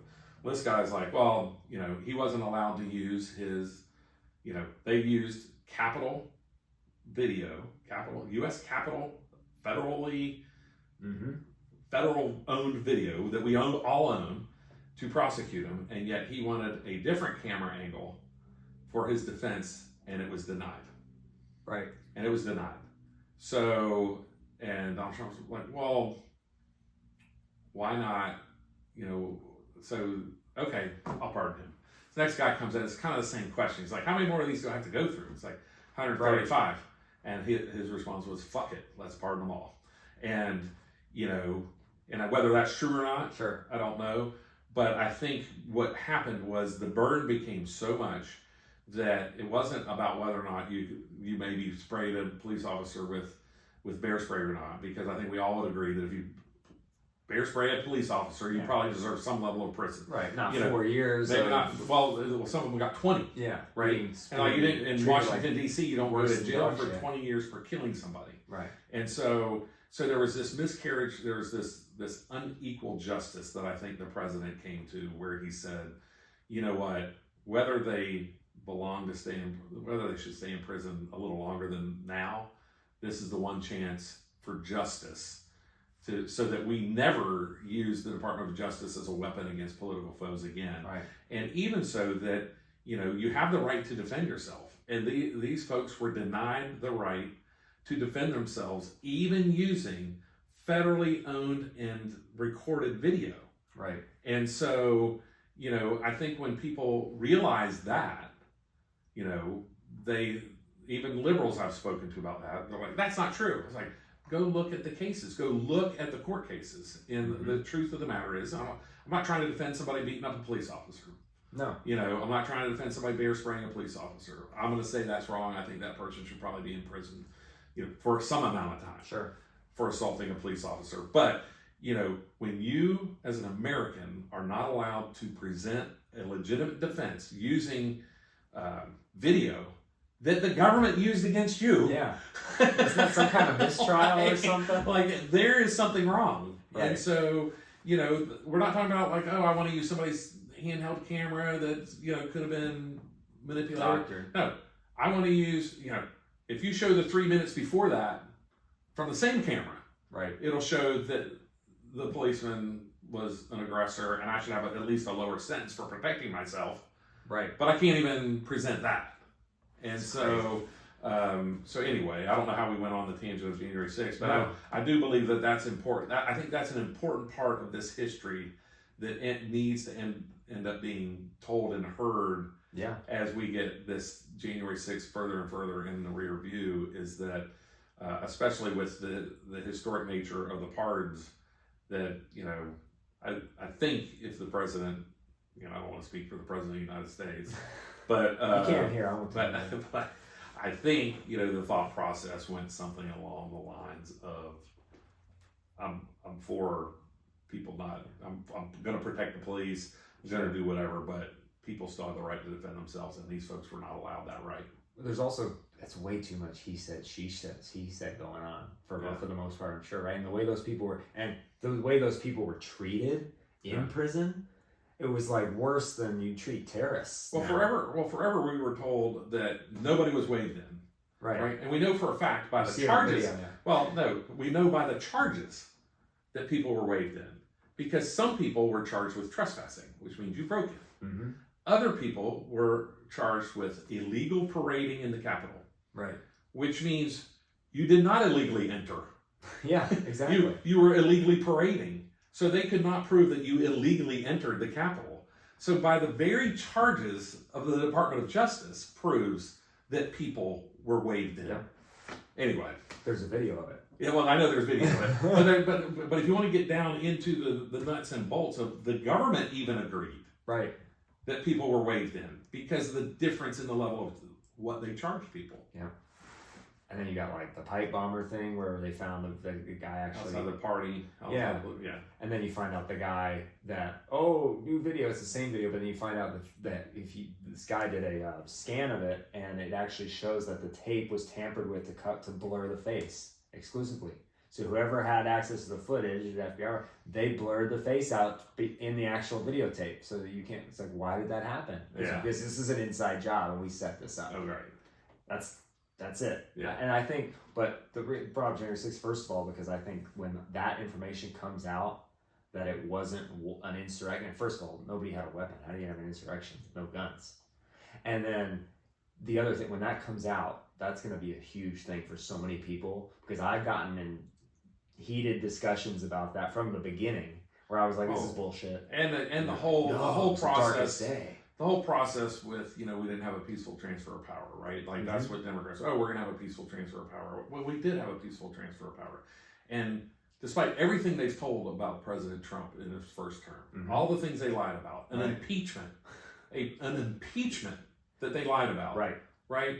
Not one person, not one general, not one congressman, not one senator, not one person accused the president of making a phone call and asking tanks to be driven down Pennsylvania Avenue so he could stay in the White House. Right. Not one single person.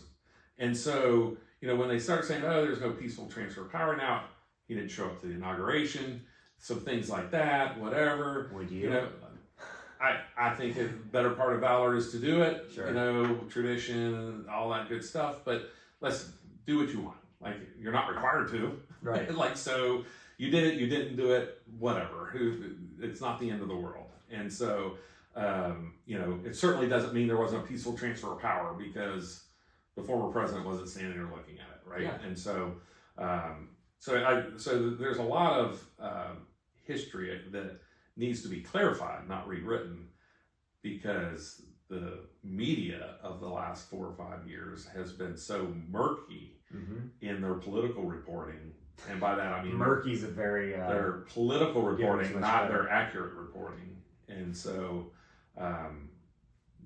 so I think history will prevail, and those things will be remembered correctly in history. But I think those are important differences that we have. But how deep does it? That leads me into what we got off on the tangent of January 6th. I'm happy we did, because that's a big topic for me. Because the week after it happened, I was like, "This is bullshit." Yeah. I know this is bullshit. Like, Tucker Carlson put out the videotape on Fox the week after it happened of inside, where people are just being shuffled around, and then just seem to disappear into the ether for 3 years. And I'm going, did I be the only person that saw that? Well, I was always concerned, to be honest to the moment, I was always concerned by the people who showed up in Kevlar vests and Kevlar helmets, right? And so that alone made probably FBI. That's possible, but I will say that always led me to a level of concern that people were there to do some level of harm if they could. Sure. And I know that was a vast minority of those in attendance. There's always going to be that. But that was, that was kind of the optics of that, I think, elevated the negativity and the negative reporting of that day. Yeah, but comparing it to Pearl Harbor. Yeah, there's a lot of things. Come on. There was a lot of political rhetoric around that. I mean, you cannot even compare it to the negative impacts of Black Lives Matter. Right. And so there's no comparison in the attack on the country, the damage to buildings, the insurance claims that were made, right, the violence, the arrests, the everything, right? And so it's literally a misreporting of history, right? And so it is important to make sure that those things are corrected. Yeah, but anyway, to backtrack, what led me down that was, where does it stop? Because you go back to, okay, which I guess it's going to come out now. We've got, what's that? Is it Luna? Is that her name? That's going to be on, bringing out all these, like, Luna? Yeah. Bringing out in charge of making sure these things get out, JFK files, 9/11 files, and all that. But it goes back to, because there's so many things, it's like, how deep does it really go? I mean, what about, and this is where it gets a little touchy, and I was there. I don't think a lot. It's funny now because adults weren't even alive for it. 9/11, like, there's adults in the world that are like, that was before they were alive. It's crazy, and it's crazy. It is crazy, right? To think about that, you're like, oh, 9/11, I heard about that, and you're like, it was like one of the biggest. I remember where I was. Yeah, exactly. I remember what I had for Kennedy breakfast. moment. That was our Kennedy moment, right? But it's like, was that even? Did we have a role in that happening to get overseas to go in like, yeah, or what was another touchy subject, I know, but I've been researching it, and the more I look at it and the more deep diving I do into it, the more it's apparent. It's like, what was Israel's role in that? Right? What is their role? They've been lying to us since the 90s, early 90s. So when you do your conspiracy theory show, you need to have Jennifer on. Okay. And she's the conspiracy portion of our show. Okay. Like, she loves it. She's like, every single TikTok conspiracy. I'm not saying that they're who knows? Like, that's the short answer is, right.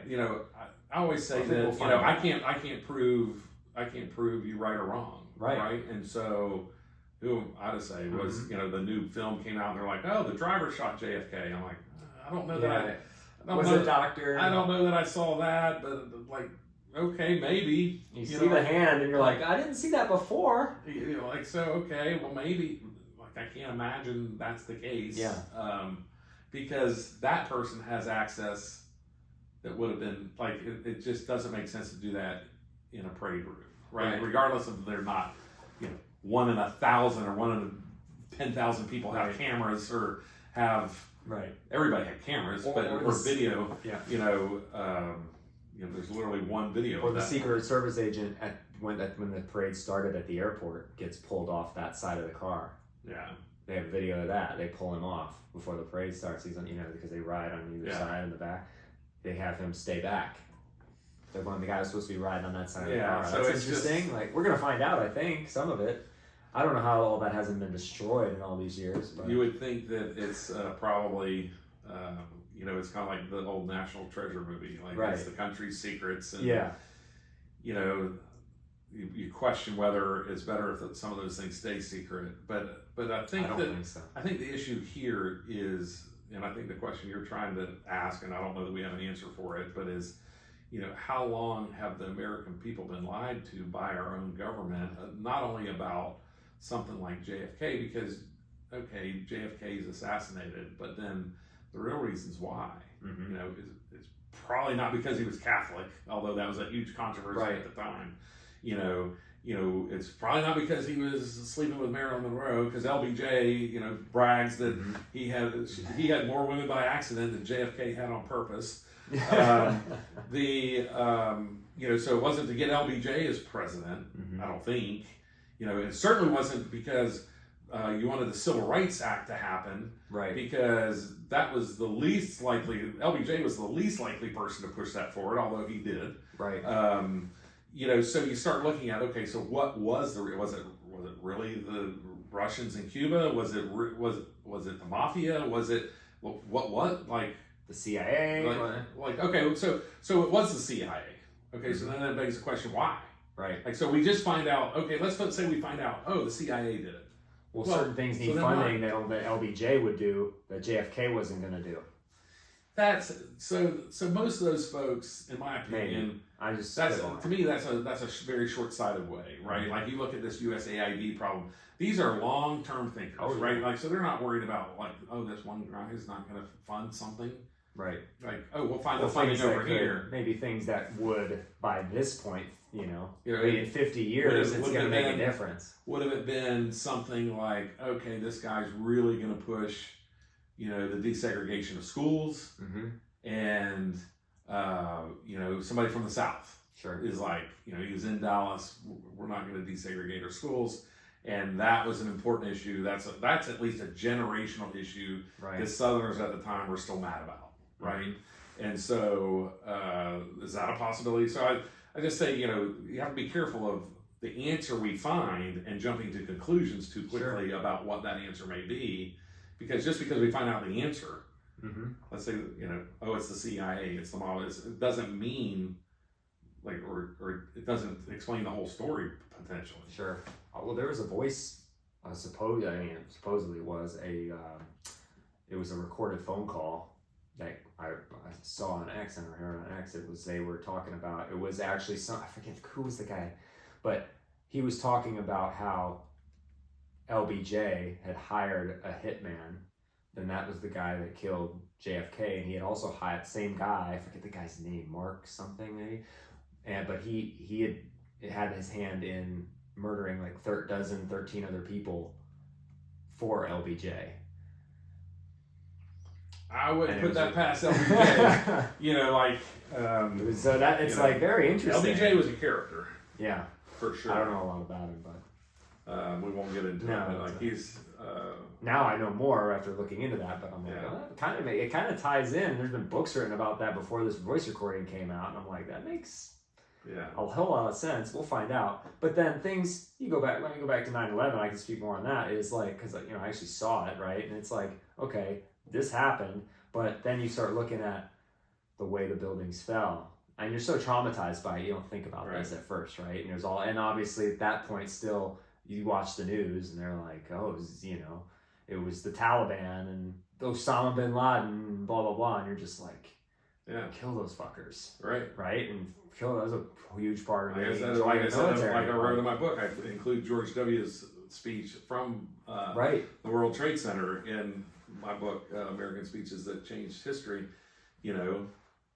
Somebody yells, "We can't hear you." He's like, "Well, I can hear you, and the whole world's going to hear us real soon." Right. Or that's not the exact quote, but they're going to hear from all of us soon. And one of the shortest speeches in the book. It probably is the shortest, but probably for the best by him. Yeah. But you know, it's one of those things where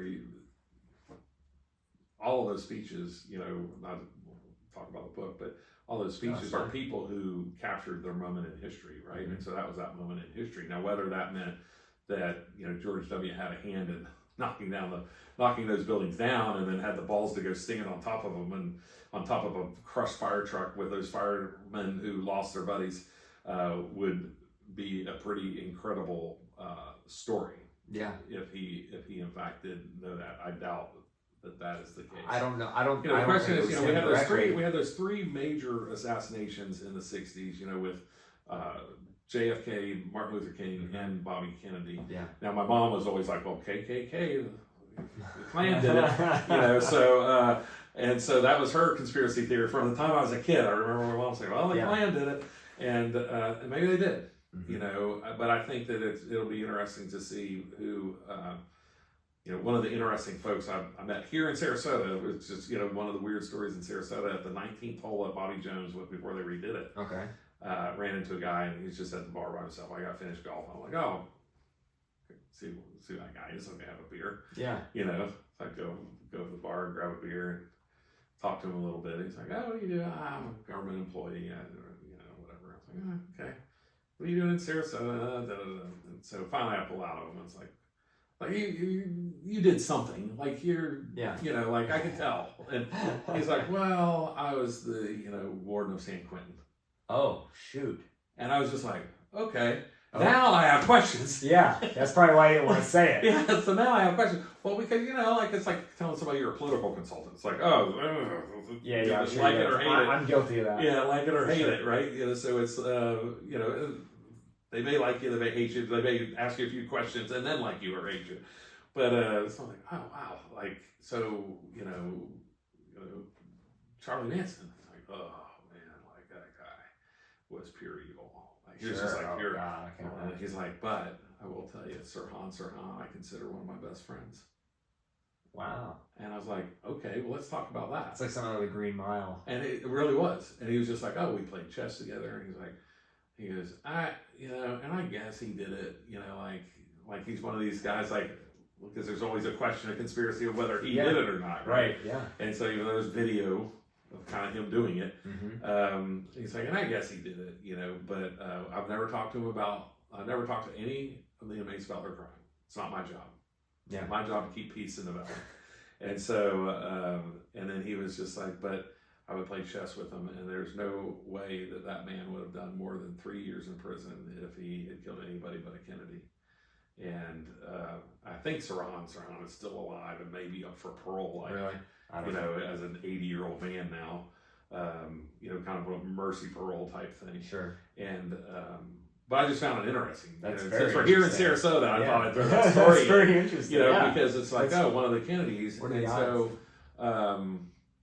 you know, that's why I just love talking to regular people in Sarasota, because you never know. Like, there's so many crazy people here. Yeah, like you just never know. I was out at Siesta Key at Crescent Club, and I was, you know, in raunchy flip flops and Barati, you know, whole length t-shirt, and sitting next to a guy who looked about as homeless as I did at the time, and he's the CEO of Ford. Yeah, right. It's always the homeless looking guys. What? It's always those guys. Sitting there having a beer with the CEO of Ford, like, okay. Yeah, right. I've got questions. Well, yeah, I have a lot of questions for you. I've got questions. Do you hate EVs? Right. Actually. Then I think I asked about Lee Iacocca. You know, that was before his time, or a little bit before his time, you know. But anyway. Yeah. Anyway, to go back, how many conspiracy theories have to come true before you're not a conspiracy theorist anymore? Because most of them so far, like all these ones keep coming. It's like, I told you. Yeah. There it is. I told you. Yeah. I think the thing is with conspiracy theories, there's a level of truth to them, right? Like, are they UFOs? Sure. You know, are they from foreign planets? Maybe. Are they from this planet but a foreign time? Right. Maybe. Like, who knows? They're interdimensional. Who knows? I don't know. Like, I can't prove one right and the other wrong. Right. So that's why that's where it's a theory, right? Right. So it doesn't have to be a conspiracy. Yeah. So everything doesn't have to be a conspiracy, right? So it's just like 9/11. They collapsed right under themselves. Looks like a demolition. There's video of what looks like explosive. Yeah, a demolition. and then you got the other tower falling randomly at the same time. Weird. But then also you got people buried in rubble for, I don't know, was it weeks, and they're missing and they can't find them in this rubble. But oh look, here's the terrorist passports, perfectly preserved. We found them, both of them right here, so we know who did it. Here it is. But look, they're a little scratched up, but perfect. Yeah. The plane is incinerated. Yeah. Right? Or the one that hit the Pentagon. Oh yeah, it went straight in. Never found any plane parts. They're all gone. And it came in straight, right into the department that was about to get audited for, God, I forget what it is. Straight up, nothing to see here, folks. Well, I know somebody who was on the plane that hit the Pentagon. Really? And so, and I spoke with her husband after it had happened. It was months or maybe even years after 9/11 that I saw Ted. Right. And his wife, the Fox News reporter Barbara Olson, was on that plane. And so, I have a hard time believing she's hiding somewhere. Well, no, I don't think. Not that it didn't happen. I mean, just like, it's weird that we never saw plane parts, and it's weird that it hits that way, and it's weird that it hits like parallel with the side of the building, not straight into it, like from above. How did they? All of those are questions. Weird, right? It's just weird. It's not. I'm not saying it's like, okay, this is weird. And then Bin Laden, the by, CIA is with the CIA. Possible, but not probable. Right. Exactly. So it's possible, but not probable. And right. That's where a lot of these theories kind of end up. Right. Is that okay?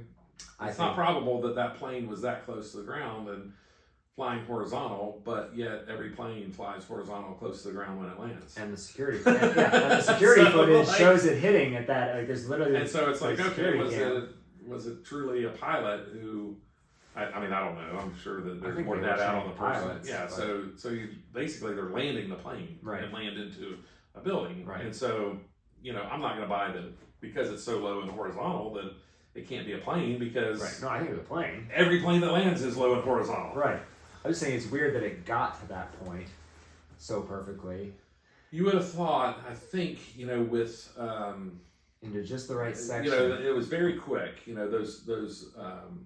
Those three planes all hit within 20 minutes of each other, so they're scrambling planes, trying to clear airspace. Of course, it would be a horrible act or a horrible position to be put in from an Air Force or Marine pilot or Navy pilot to shoot down a American commercial airliner. Sure. And so, just the thought process of government going through that would be allowed probably would take, effectively in the moment, probably took more than 20 minutes. Oh, yeah. It's kind of like the plane that crashed in the Hudson, where they're like, hey, you need to give me 53 more seconds because I just crapped my pants. That's incredible. I just crapped my pants and I can't start heading toward another airport on second one. At some point I have to process. Right. And so, the president, chief of staff, everybody's trying to process because at the very beginning of it, they're like, oh, a commuter plane, not a commercial plane, a commuter plane hit the World Trade Center. That was the first report. Right. And so whether that was the information that Andy Card got, and that, interestingly enough, the president was in Sarasota, Florida that day. Yes, he was. And so reading at a Booker Middle School. Yeah, that's it. And so at a reading event, and so they had they always set up a little war room in case.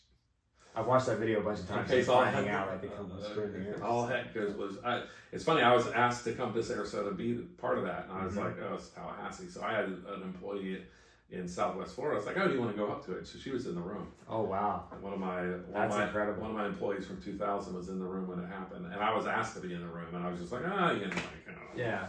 Oh, I got plenty of times to see the president. It's just George Bush. Whatever. I have a picture of him when he was governor of Texas. Who cares? Exactly. But but the kids were, my kids were, 8 and 6 at the time, or 10 and 8, and whatever age they were. Yeah. And you're doing life stuff. Yeah. And so, it was one of those days that life got in the way, and Well, everybody's where they're supposed to be, right? At that time. But one of the things that I told you earmark earlier, and it's something that is interesting. It's go back to less speculatory stuff here.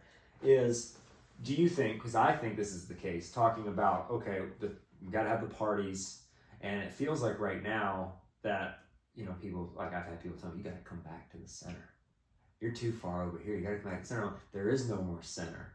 Yeah. It's very, there's a feel of it where one side of it is right now, it feels like there's three parties, right? It feels like there's Republican, Democrat, and then the Trump or MAGA party, whatever we're going to call it. I think that it feels like a whole separate thing because you've got Republicans and Democrats that have gotten on board. Your Tulsi Gabbard, your RFKs that have come over, like you said, Sure. this addition politics that you Right. talked about.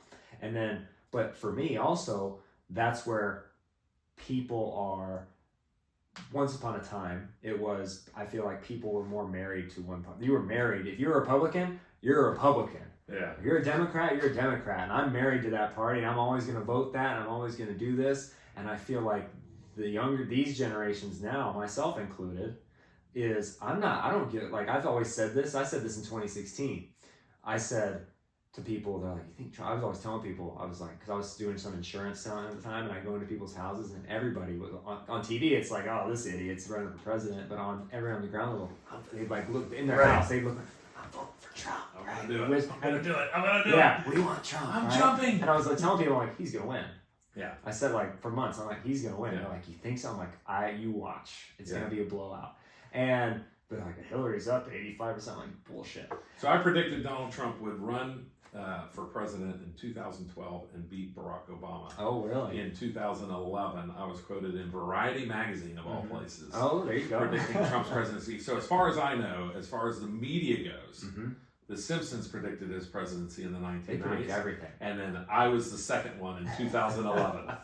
That's So, awesome. I don't know that there's anybody in between. Yeah, that's a claim thing right So, there. Right? yeah, I don't know why I brought that up and interrupted you. Well, no, you're fine. So- That's a really So, cool so thing. yes, in 2016, I always say that we Americans will always elect a crook over an idiot. And, so in 2016, I don't know if Donald Trump was kind of seen as the crooked guy, but Hillary was seen as the idiot, Yeah. And then in 2020, you could say that, Trump was seen as the crook because of COVID. right. And then in 2024, Kamala was the idiot. Right. And so, whether you continue to think that Donald Trump was a crook or not, you still went with him. He was basically the incumbent president. Yeah. Right. Like you're running it. Like that's what I think. I voted for the felon. I think that's what Democrats failed to realize. Is that like they failed to realize history. Sure. Once you're the nominee, you become president. You get the nomination again. That's what Ron DeSantis failed to realize when he ran against Trump for president, Right. and which is kind of in the midst of, we'll see if it happens or not, but in the midst of ripping the Florida Republican Party apart because of these three the three parties you mentioned. Yeah. You have Trump, who's endorsed this slate of candidates or likely slate of candidates. DeSantis seems hell bent on supporting his own slate of candidates, and then you're going to have Democrats. And this is the one scenario in which I've written that Democrats can win some statewide cabinet races, and as if Republicans have primaries and Democrats do not. Now, there's a lot of dynamics that still have to go their way. Having Ashley Moody, who seems to be a balance between both Trump and DeSantis, and maybe not seeing a U.S. Senate primary, although I've heard that there are people looking at that. I think certainly a congressman over on the East Coast said that he was. I think a congressman you mentioned from Pinellas County could be considering running for U.S. Senate. So we'll see whether or not any of those folks run against now Senator Moody. She's a former attorney general, been twice elected statewide. It's probably hard to beat her in a Republican primary. But if somebody gets Trump's endorsement, we'll see. And, so you have these, I think your analysis of the three parties is important. And so, I consider myself a legacy Republican in the fact that, if we're going to define it this way, I was Republican before Donald Trump. Right. I've been Republican and MAGA or pro-Trump while he's, I haven't been anti-Trump. That's the other point too. And is he was a Democrat. And for a long time. then when, Trump's probably going to exit politics, and I'm still going to be in politics, right? Right. And so, hopefully my life and career extend past the Trump presidency. Sure, yeah. And so, so there's that, and then you have people who are completely defined by Trump and Trump only, and the legacy Republicans don't survive without whether you want to call it MAGA or America First. I think MAGA probably changes into America First or some level of whatever. And do they change into Republicans? Do they form into one group? Not necessarily. And because they're personality driven, not really politically driven, right? And so, well, not to cut you off, but yeah. I don't think. Then the point I was making on that was in 2016. I told people if Hillary was saying the things Trump's saying what she's gonna, I would vote for her. I want to see what do I think the person is saying that I agree with the most. Like, I don't agree with RFK on everything, but if I always said to people, if Trump didn't run this time, I probably would have voted for him. Yeah. I don't care he's a Democrat. I don't care he's a Republican. We can look at Florida politics. We can look at Florida politics. I've said to people, the people Democrats had in their waiting in their wings is John Morgan. John Morgan could become the Donald Trump of Florida politics. And, not because he's Democrat or Republican, but because he's just common sense. Right, exactly. And that's where people just got so sick of this illogical things that 2 + 2 = 7. And they're just like, that. I'm not sure why that's wrong. I'm not good at math, but that's wrong. Yeah. And so, like, I'm not sure I'm going to pay enough attention to figure out why that's wrong. Yeah. But it's wrong. And Democrats really got off the reservation on 2 + 2 = 7. So we'll see. I mean, there's both parties are going to have to try to redefine themselves post-Trump. Yeah. 100%. And the Democrats are like, oh, Republicans are in a civil war. We claim they're in a civil war. And the truth of the matter is, that both parties are facing the same dilemma. What are we going to be through the mid-decades of the 21st century? Like, what are we going to be in this, 2028 to 2068 period, and hopefully I survive through most of that to see. It's going to be interesting. But I guess I could technically survive it all. But I'd be pushing. Well, there's people that are 300 that are collecting Social Security. I'd be pushing the upper limits. I'd be pushing the upper limits at 100 at 2068, or 2168. So, but we'll see. I mean, it's the one thing about the Republican Party is we've gone through this in about every 13 years since Goldwater. So we had the Goldwater Revolution that really kind of defined the new conservatism in 1964. Ronald Reagan put that on steroids in 80. We had another iteration with Newt Gingrich in 94. Okay, we had the George Bush years. Yeah, and then we had the Tea Party in 2010, and then we had the quick turnaround of Trump in 2016, and then again in 2024. And I think history will probably show that 2016 was probably establishment Trump. Yeah. As much as a lot of people might not like me saying that. I but so if you want to go back to my 14 or so years, so 2010 we had the Tea Party. In 2024 we now have the MAGA or America First movement. So this is not an unusual period of time for the Republican Party. As a general rule, this is all. I came in the '94 iteration of Newt Gingrich. I was kind of raised under Reagan, but I got involved in politics under Newt, and then happened to work for him as president when he was running for president, which was an honor. And then, but I think people, me included, in 1994, I'm young, I'm full of spit and vinegar.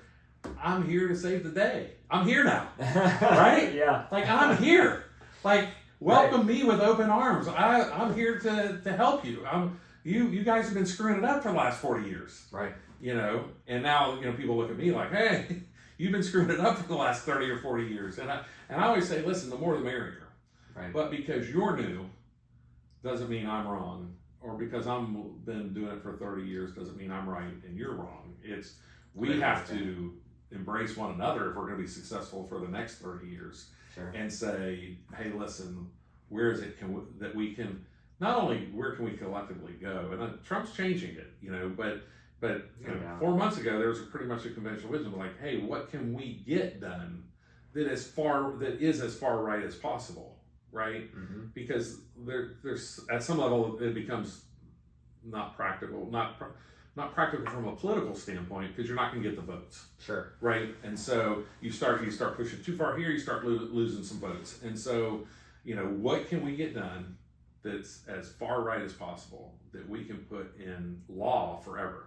Now we have to remember what Donald Trump is doing right now is executive order. Sure. And so that all goes away with the next president. Now, Maybe. well, if you lose the election, it goes away. Right. Right? It's not in law. It is a code of how we're going to operate over the next 4 years. Sure. That's all it is. And so if you want permanent change, you must change the law. Right. And you must pass budgets. Yeah. You must do things like that, which we haven't done since 1997, as we spoke about before. So, if you want to be, intellectually honest, or you want to be politically pure, there may not be any political purity. That's why it's so wrong to say, hey, you and I had this great conversation, right? But now if we have that one topic, we disagree in rhino. Yeah. Like that's ridiculous. It's counterproductive. It's a joke. And so it demeans your ability to even, I think, be part of the public discourse if you can't be part of that public discourse without calling names. Right. And trying to demean somebody who disagrees with you by then trying to say, oh, you have moral authority over them somehow because they're not the Republican you want them to be. That to me is ridiculous. Right. And so, it's all the same. It's all the same. So we'd all do ourselves a service. We're like, oh, I don't have any moral authority over you. You know why? Because you're an American. Exactly. And I'm an American. And so you have no moral authority over me. Yeah. And so, like, do your thing, man. Like, it's kind of funny. I saw somebody the other day, and they're like, oh, I'm, dog caught in the car, right? Uh-huh. Like, oh, I'm going to break the window. Somebody's like, I'm going to break that window out in the parking lot. I'm like, in Florida, you need to call 911. I just told them, in Florida, you need to call 911. What? I'm going to save that puppy. Not without calling 911. Yeah. I was like, that person comes out, sees you attacking their car, they can shoot you for destroying their property. Exactly. It's like, so here's the thing. Don't police other people. Exactly. If you need the police, call the police. Right. Quit trying to do it. And too many people have a camera and they're like, oh, I'll get clicks, I'll do whatever. I'm going to go police that person. Yeah. And think of a scenario. Any scenario. Mm-hmm. I mean, I had a friend of mine, love her to death, but she's kind of like one of these helicopter moms, and she's like the best mom ever. Yeah, and I'm sure she is, but and she's at a Starbucks and she's writing this whole blog about it, right? Uh-huh. And she's like, oh, people behind me don't have their kids in the child seat, and there's police in the parking lot. So I go right up to those police. They don't have their kids in a child seat. Do you know what the police had the gall to tell me? Mind my own business. And I was like, the police were right. They were right. It's none of your business. That's it. It's none of your business. That's it. Don't police other people. Yeah. If you need the police, call the police. Period. Mm-hmm. The end. Yeah. If you don't need the police, then that's not your problem. Right. So anyway, that was just. Look, that's my whole thing with everything. Is like you hit the nail on the head. You can do whatever you want to do. If I don't agree with it, that's my problem. But I understand personally. People don't. This is what people miss: you have every right to not agree with me and to hate me and to believe what you believe. But you also have to understand that the opposite is true as well. And if we understand that, we can just have a conversation, right? And we can coexist with each other. But people don't understand that. So on the touchy subjects, I tell people this about abortion, right? Yeah. One of the touchiest subjects there are. It is. And I'm pro-life. But Likewise. I'm pro-life for personal and emotional reasons. Mm-hmm. And I know there are plenty of people who are pro-choice for personal and emotional reasons. And their personal and emotional reasons don't make them right and me wrong. Sure. But my personal and emotional reasons don't make me right and them wrong. Exactly. Right? Because it's personal and emotional. Everybody's got their own background. So, they've got... so even in that very polarizing issue, if we would just respect people's personal and emotional reasons and give them the right to have their own opinions based on their own personal and emotional reasons, Right. we don't have to fight about it. Right. We don't have to agree about it. Exactly. We don't have to agree We don't have to, because we're on different sides. We disagree. right. You know, but that's why Which you kind put of lends things, itself to pro-choice. which is why you put these things on the ballot, and you try to have a free, fair, and transparent election. Right. You have a vote, and then it becomes what it is. Yeah. And then in lack of that, in our republic form of government, we elect people to go to places like Tallahassee and DC. Yeah. To then pass a bill, represent the majority, and then that's what it is. Sure. Right? So, But there's also things like that. It's so personal. I'm pro-life as well. I was actually used to, I'm pro-life, but I understand also the other side of it, where there may be a circumstance where this 12-year-old was raped or whatever, and you know what I mean? And personal and emotional reasons. Exactly. But also on the other side, that baby could be adopted. Or after learning what Planned Parenthood has been doing with selling late-term baby organs and stuff on the black market and all that kind of stuff, I am much more I'm pro-life, and I'm happy to say it. I used to be not as much. Yeah. But with that kind of thing going on, I'm like, screw you people. Right. But also it's such a personal thing. I think there's a level of me too that says government doesn't need to have any say in that shit. It's a personal decision between you and your doctor. And if give them the tools to do it, the people that are pro-life, have your babies. If your daughter gets raped and you were pro-life, have your baby, put it and do whatever you gotta do. But if you're pro-choice, have it available, and it is available in some states. You can go there, right? And that's people's big complaint, is it should be available everywhere, right? But these choices, it's like, what I put in my body is my choice. Fuck your COVID vaccine. Sorry, probably just got banned from YouTube for that. But screw that. Right. I'm not taking it. Or if I don't want to get my children vaccinated, screw you. I shouldn't have to do that to send them to a school. And it's just, I saw a Brady Bunch. My sister sent it to me. It was the Brady Bunch episode. And it was like, because there's all this measles stuff coming out. Have you seen this? Right. All these measles, Yeah. And people are all getting all like, got measles vaccines, and people aren't getting it because they're not getting vaccinated. But it was like, they've got all the kids lined up on the chalkboard and all the different measles, chicken pox, mumps. And she's like, all right, so Peter had the measles. They all got the check from the news. He had the mumps, and he comes home. And he's like, why are you home? Well, I had 104 fever, and I got the chicken pox. They're all right, well, we'll get just, and it's just like this whole attitude on like, you just get these things, right, and you're going to be fine. It was like a totally different world. Right. The Brady well, Bunch. because now we want to avoid all conflict, right? Right. And so it's like, oh, we want to avoid all, any type of medical blip on the screen. Right. Where, that's, COVID we all know just... that, if you take something, it has some sort of reaction, right? Mm-hmm. It has some sort of negative impact. Yeah. And, is the short term, outweigh the long term. Right. And that's a decision everybody else has to make. But I think right? that's where our case is great. He's like, he wants to ban vaccine. He's never said that. First off, you actually listened to him. And it's like, this is what I agree with. It's like, show me the data and we'll make an informed decision. I think that's perfectly logical, right? Which all circle is like, that seems logical to me. Give me the information and let me make the decision having the actual information and whether I want to do it or not. Well, I don't think you and I knew each other in 2020, but I probably should have started my blog then, because I did a daily Facebook post because I was just bored, right? And I'm like, okay, there's all this data out there. And so, and every once in a while, like I could bore you to death with graphs, but you start going through the, I always say that in that first week, the first 2 weeks, whatever it was, I don't blame any politician for any decision they made. Right. Cuomo made one decision, DeSantis made another. One was better than the other, but you have to make a decision. You have to do something, right?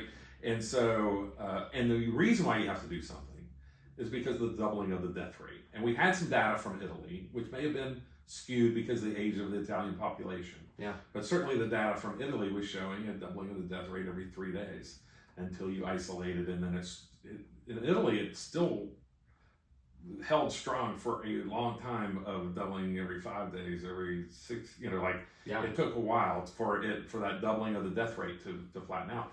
And so, so I would do that. Like I was like, okay, So the doubling of the death rates we started like everywhere else. Like it was 1, 3 days later, 2, 4, like it was.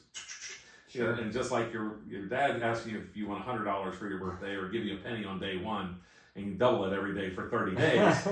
Right. You'd rather double it Exactly. every day for 30 days because you have a couple $1 million, $6 million or whatever at the end. Oh wow, is it that much? Yeah, I think it is. And so it's a Yeah, lot. definitely takes It's a lot. You know, it's more than 100. Yeah. so I think it's something like $6 million. So if you so the doubling of the death rate was a real threat. It was Sure. a real threat at the time. And so we, you know, when we're talking about these things, you know, we need to not revise history. Right. You know, and I agree. And so, you know, I don't blame, you know, DeSantis like, oh, I never shut down the state. Well, yeah, you did, and you should have. Yeah. You should absolutely. own it. Just don't revise history. Like you did, Made the most own sense it, at the time. and it was 100% the correct decision, right? And now we knew, oh, it's really kind of affecting. Like, but once DeSantis started seeing data that showed, oh, this is basically affecting the 75 plus population. That's Right. who's really dying. Well, guess what? They don't have to go to work. They're retired. And so you guys might want to stay home, Right. Yeah. right? Until Don't- we figure this out and let the rest of us go out and do what we're doing. And, you know, we get it, we don't get it, whatever, Right. but we're not dying from it. And so now there were people with whatever, all these other things that scared people to death. But for the most part, it was, you know, like once the data became available and you know, it's kind of, at some point I should send you some of these data. They're pretty simple. Please. I love it. But it's just, it maps the entire COVID probably over a year.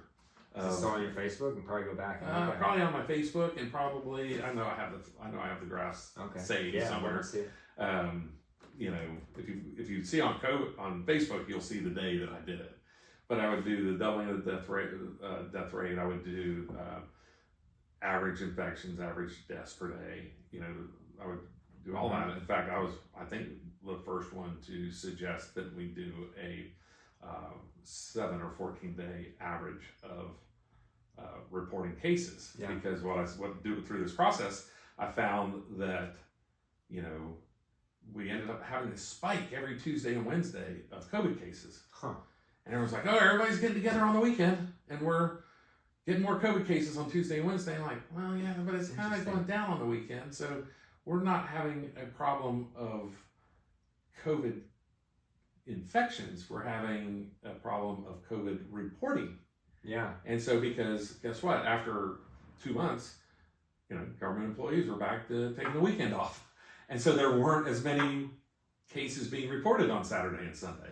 So Right. you had to go to a 7-day average to actually get a good glimpse. And DeSantis was really the first government official to then use that 7-day average Interesting. as kind of a barometer in his decision making. It may have been he may have done a 14-day average, but I think it was a 7-day average in his decision making because he's like, well, you know, like we can't expect everybody to report the very first day they have it. Right. You know, Exactly. so You gotta have a to couple- really understand which way this is going, you have to average it.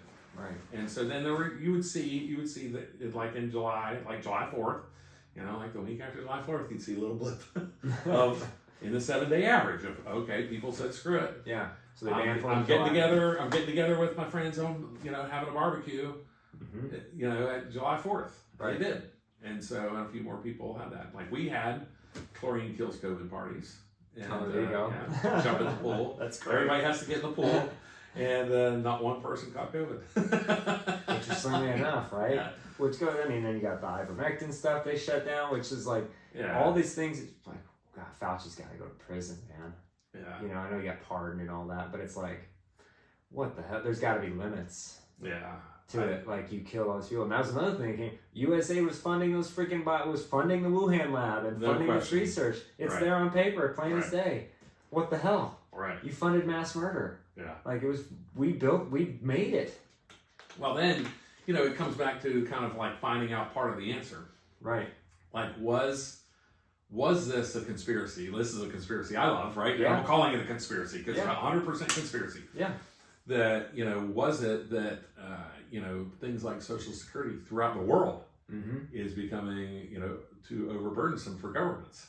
And so they cooked up a little something in the Wuhan lab. Let's kill all the Right. people over 75. Population control. Let's just get some people off the Social Security rolls. governments have a little bit of extra money. Like we line like up there, I could vaccine money. I could buy into that whole thing in a heartbeat, right? Like I can't prove it right or wrong. Yeah, it's 100% a conspiracy, but you can say like, okay, well, if our government was funding it, then why were they funding it? right. You know, and did they have the, you know, then the question is, did they have the intended outcome? Were they trying to fund a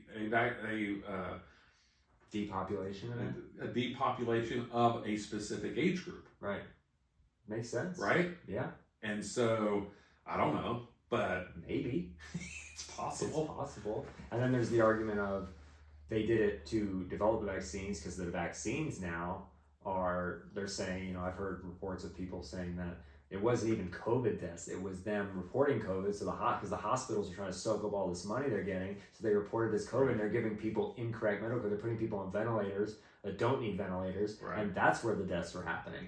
Was in malpractice, not even in COVID. And that's a big issue. Like at the time, even, you know, it was kind of like, don't go on a ventilator. Like it's sink or swim. Yeah. Like sink Give or me swim. that horse dewormer, baby. Sink or swim, because once you went on the ventilator, your chances went way down. Right.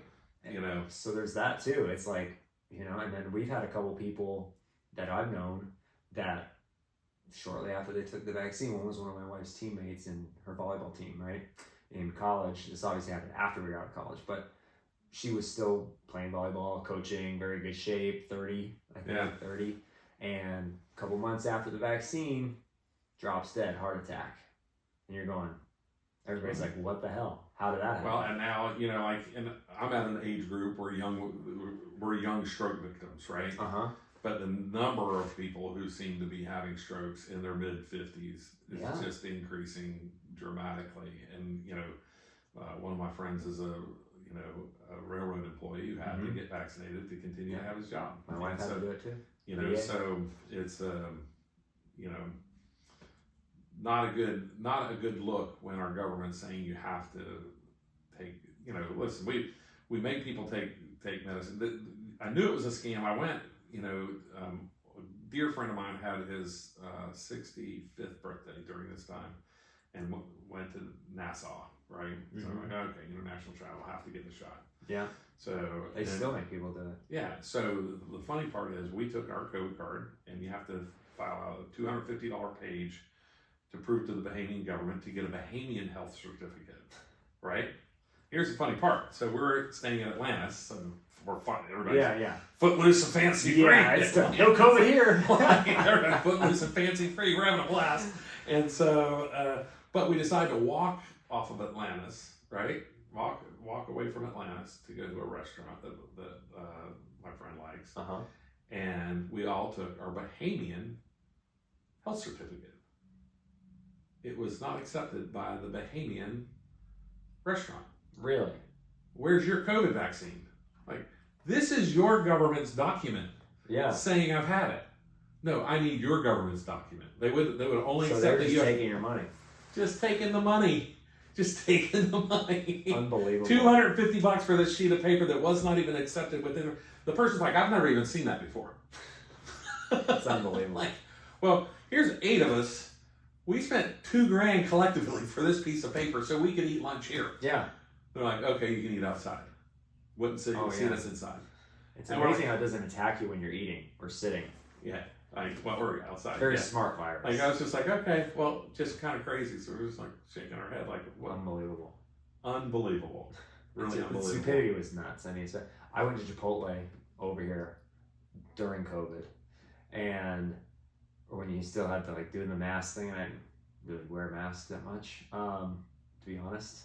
Worst, I had my neck gaiter I'd throw over if I, come to work, throw up the neck gaiter or whatever, not do it at all, and just be like, no. And I go into Chipotle, I stand in line for it was like a line out the door to go to Chipotle, right? All these people eating, sitting, eating, not a mask in sight. There's a few people in line with masks, it's about half and half. Stand in line for like 20 minutes. Get to the front, and they're like, where's your mask? I'm like, what are you talking? I'm like, I don't have one, I forgot it. And they're like, well, we can't serve you without, we can't serve you food unless you're wearing a mask. We can't take your order. I go, so I put my shirt over my face, and I go, how about, does this work? I mean, it's the same Yeah. Same difference. Stupidity. Yeah, I go, will this work? They went and asked the manager, brought her out. He goes, no, can't do it. And I was like, you gotta be kidding me. And there's like a few other people in line, like, are you serious? Like, you're over here. And they're like, they don't have masks on either. And they're like, why can't we? What's the difference? So we get it. And they're like, well, you can order on the app and come back in and Go back pick it in up. and sit down and eat. Yeah. I was like, what's the difference? And Yeah. then you can eat it here too. Yeah. I go, are you kidding me? Yeah. You know, I'm like, Stanley, do you know how So stupid this is? So I haven't eaten stupid. Chipotle. I didn't eat Chipotle for like a year and a half after that. And I I had finally a similar situation Yeah. with UPS. The UPS store I took in. My wife does, retail. Has an online Okay. retail store. So, and I went to this different one, and I didn't have my mask.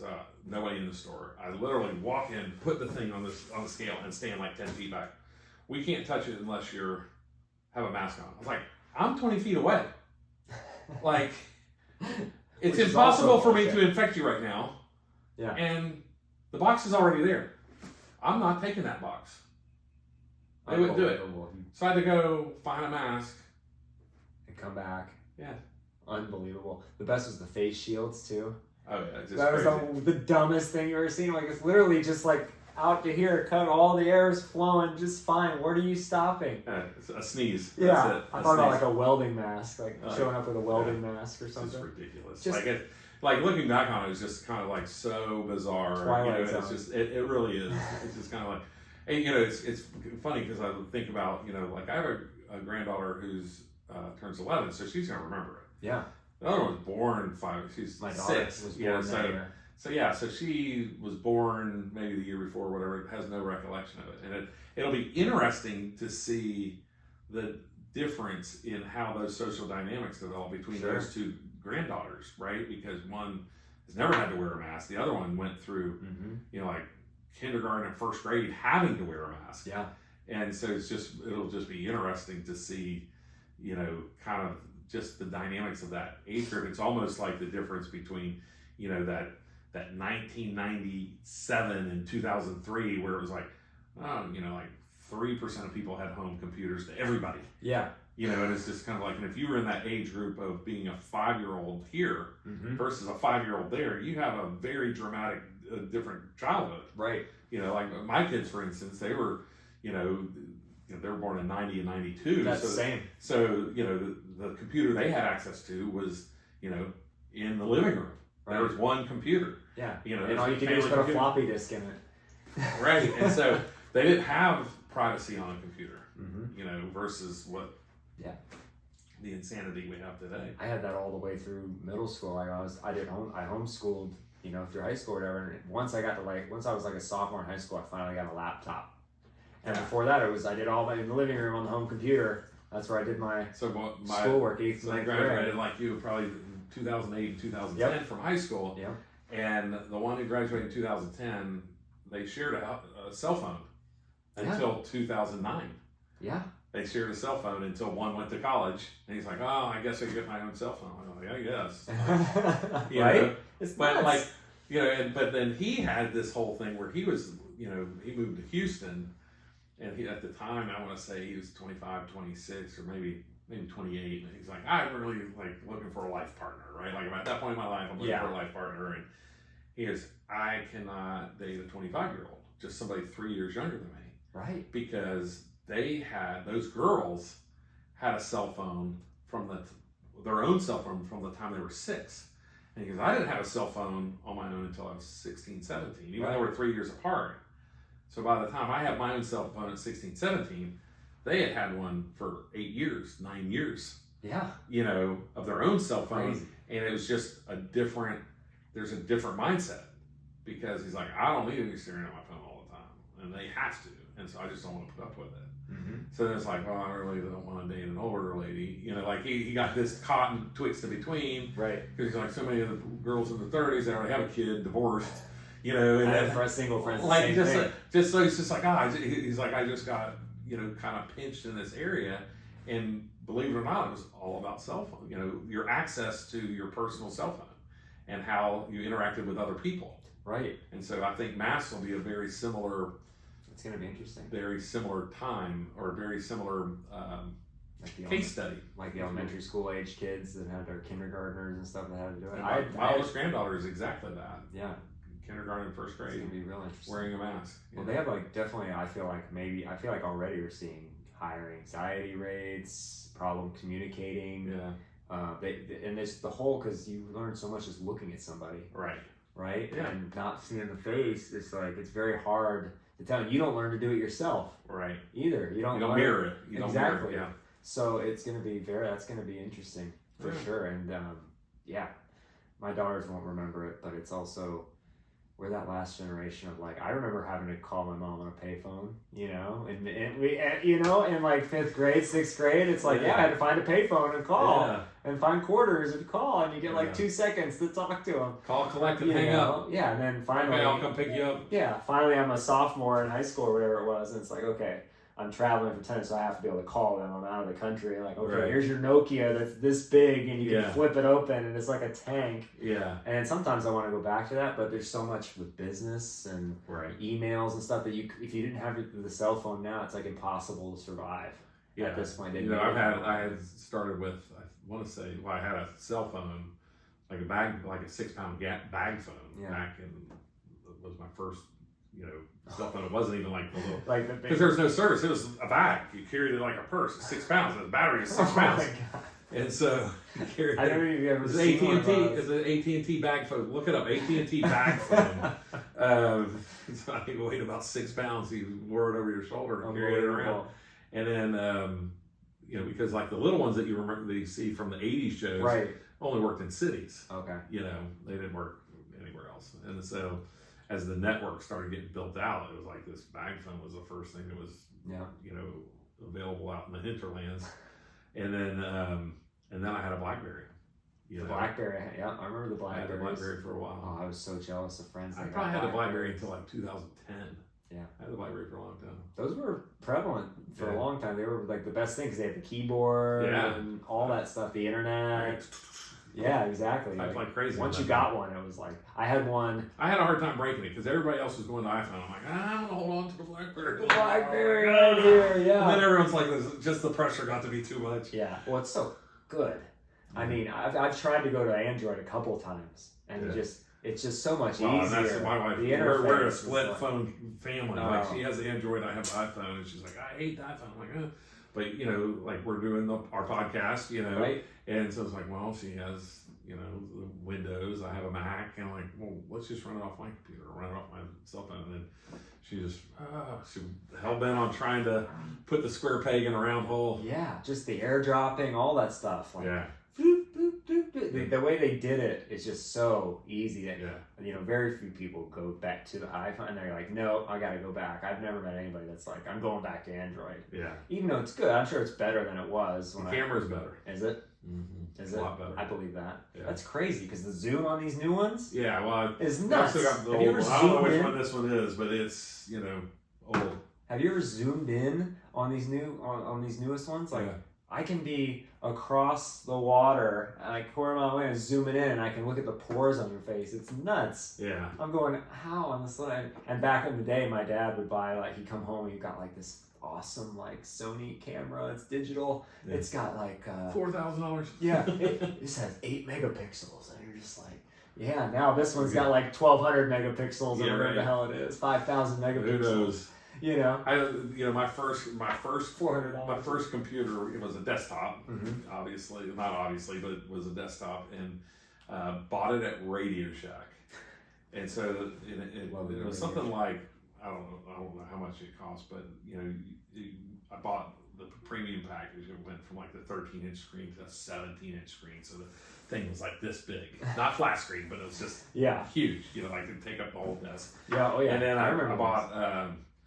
And people forget, back then you had to worry about random access memory, because it's that's what was your computer speed. Right. So whatever RAM was, I think it was 8 or 16, and I doubled it to either 16 or 32. That was $1,000.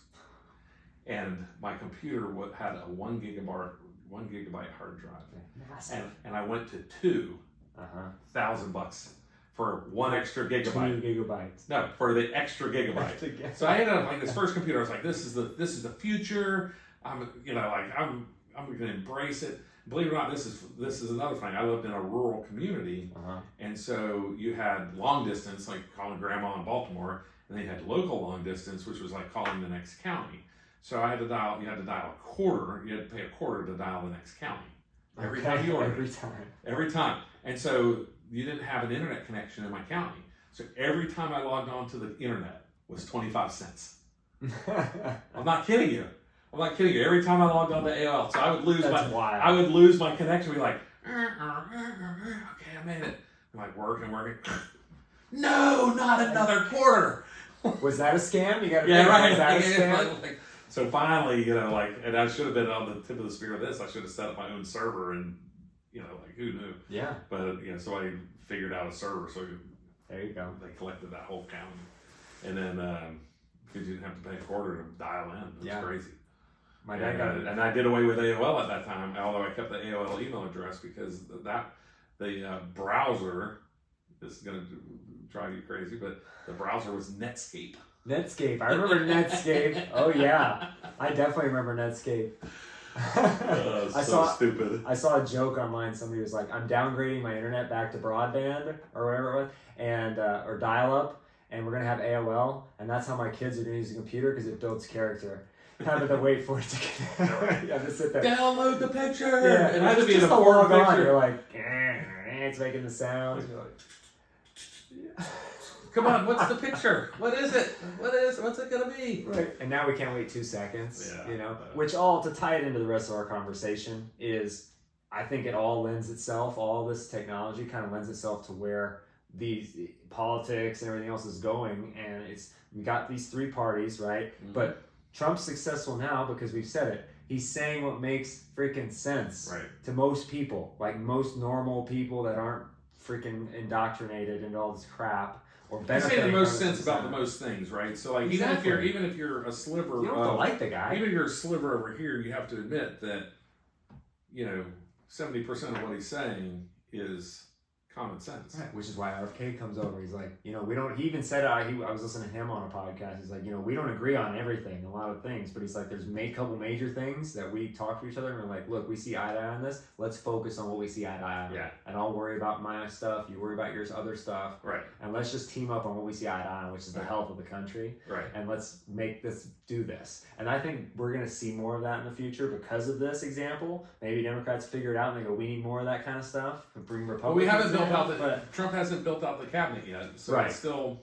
exactly a work in progress. So I think you're going to see another lunge of common sense. Yeah, but more moving forward. Excuse me. No, you're good. Moving forward, that's what it's going to be. I think it's like who's saying what makes the most sense, and that's what I'm going to vote for. Who's saying they're going to do the things that I want to see happen in this country? Right. Who's going to be the most transparent with me, especially after all this stuff being uncovered now, which I think is part of the goal. There's a practical application process, and I think that when you start talking about people who are new to politics versus somebody who's legacy like me, and so I am going to be that person who's going to be more Republican than there may be a Democrat who has some common sense. We brought up John Morgan, who I think is one of those people, and would I vote for John Morgan? I don't know. Depends on who's running against whom. But right? That's what I'm talking about. But the truth of the matter is, if you vote for that opposing party at the top, that's going to stymie anything you believe for your party, right, throughout the whole legislative process. Sure. And so, because you can get everything through the legislative process and get axed. Yep. And so there is some level of practical application of saying, hey, listen, I'm going to stick with a party on one, because people who Christmas tree down, they're kind of voting against themselves as they go, maybe not county commission or whatever, right. But you start talking about state house, state senate, governor, U.S. House, U.S. Senate, president. Those, as a general rule, if you're crisscrossing those partisan, you're voting against yourself. Right. And so, whether you're Democrat or Republican, but I think that, the leader of the parties are going to have to be that person who brings some level of common sense. And, the Democrats are going to have to find that person. I'm not sure who it is because there doesn't seem to be anyone who is apparent. And they've done it to themselves by polarizing and putting in silos their constituents, right? Right. And so, you know, if you're in the Democrat, you fit in a silo. You're not just a Democrat. You know, where Republicans is like, oh, you know, you could be religious right, you could be conservative, you could be MAGA, you could be America First, you could be, and all of us are kind of Republican, right? And so, Right. yeah, we might fight about those things, but we see each other as Republican, where Democrats see themselves as this first, that first, and then I'm also Democrat. Right. And so now you may say the MAGA and America First haven't quite made that leap yet, just like the Tea Party in 2010 and the new people in 94. You go down through that historical process of who, you know, and, you know, eventually the MAGA and America First, and maybe they end up being two different, you know, things, Yeah. you know. And so does J.D. Vance, you know, become Republican, MAGA, America First, whatever? Like, Maybe. who knows? He's close. But he's gonna. I think. Common sense. I think he's gonna be that logical, practical application person first. Right. And so then I don't think it matters what you call him. I like him a Right. lot. He has grown on me He's a really lot. Like set. when it first, Exactly. you know, from a political campaigning standpoint, I was critical of the Vance pick. I didn't know anything about J.D. Vance. Right. Didn't know about hillbilly anything. His book was great. Didn't know any of it. But just from a political standpoint, as a general rule, you know, re-elections matter. And if it were me and I was picking somebody to be a vice president, I would pick them from a state where they've been re-elected. And so I felt like that was potentially a hindrance in Ohio. And it turns out I was way wrong. You know, so Dude's a rock star. so it turned out I was completely wrong. Ohio, you know, because I was like, well, Ohio now has this opportunity to flip blue, like, you know, like just if you're just looking at tea leaves and where you might have a hamstring injury, right? You know, Yeah. and I was like, oh, could be Ohio, right? Like Ohio's picked the president in almost every presidential election since the beginning of time, and so literally, I think it was, you know, FDR 1 year, JFK, and Trump, only three misses. And the two of them lost Ohio and won the presidency, and Trump won Ohio and lost the presidency. So Ohio's only been wrong 3 times, and you know, and it was right this time. And you know, but I was the U.S. Senate seat. You know, you had a strong Democrat incumbent there. You know, you're pulling away a U.S. Senate incumbent there. So, and I think they were like, oh, that'll solidify Ohio, and it certainly did. But you know, my political experience would suggest that, you know, you know, somebody in their first term doesn't necessarily give you a check mark by the state. Yeah. You know, it's when they get reelected that people are like, okay, that's my guy. Yeah. You have to be elected and reelected, and then it's like, okay, your state loves you forever. You know. Right. So.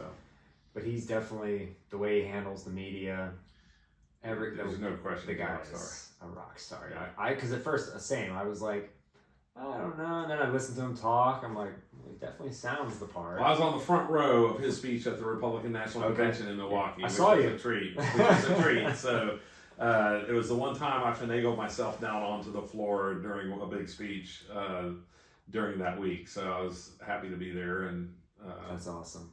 It was a historic speech, and I think he'll, you know, we'll see what life brings. Yeah. You know, as far as post-Trump. Well, he already said he doesn't know. You know, somebody asked him that. I don't know if you saw that. Oh, I didn't. Yeah, somebody asked Trump that. Like, I forget who it was, but they asked him and said, you know, is J.D. Vance, you know, heir apparent? Yeah, right. But I think at this point, he said, at this point, no.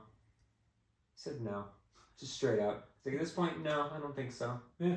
Like, okay, well, who the hell is it then? Like, but he doesn't know, you know. Like, maybe one of his kids, is he thinks what he's thinking. I don't know. You know, there's a couple of them. The kids are tough. The kids are tough. You know, especially without a period of time in between, right? Right. And so, as a general rule, you know, we don't like kingdoms, right? You know, although we've had our share of Kennedys, Bushes, Roosevelts. You know, throughout the 20th century, you know, but you normally have a little bit of time between them. Yeah. Right? And so, well, JFK and Bobby were right on top of each other. Barron, man. And Ted. We got a little while, but it was, you know, until he had a slip off the road in Chappaquiddick. Mm-hmm. So, but anyway. Yeah. So last thing I'll mention here, and I'll see if you've heard of this or what your thoughts are on it, because it's a fun thing, right? Have you heard about this book that was written in the 1800s?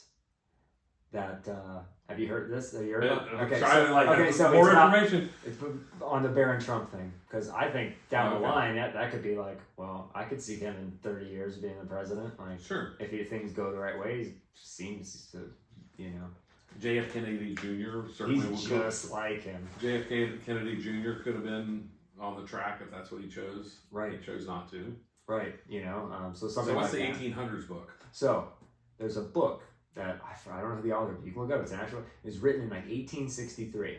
Okay, and it's The Marvelous Adventures of Barron Trump. Huh. Okay. And, I think I saw a headline about this, but I didn't really unbelievable.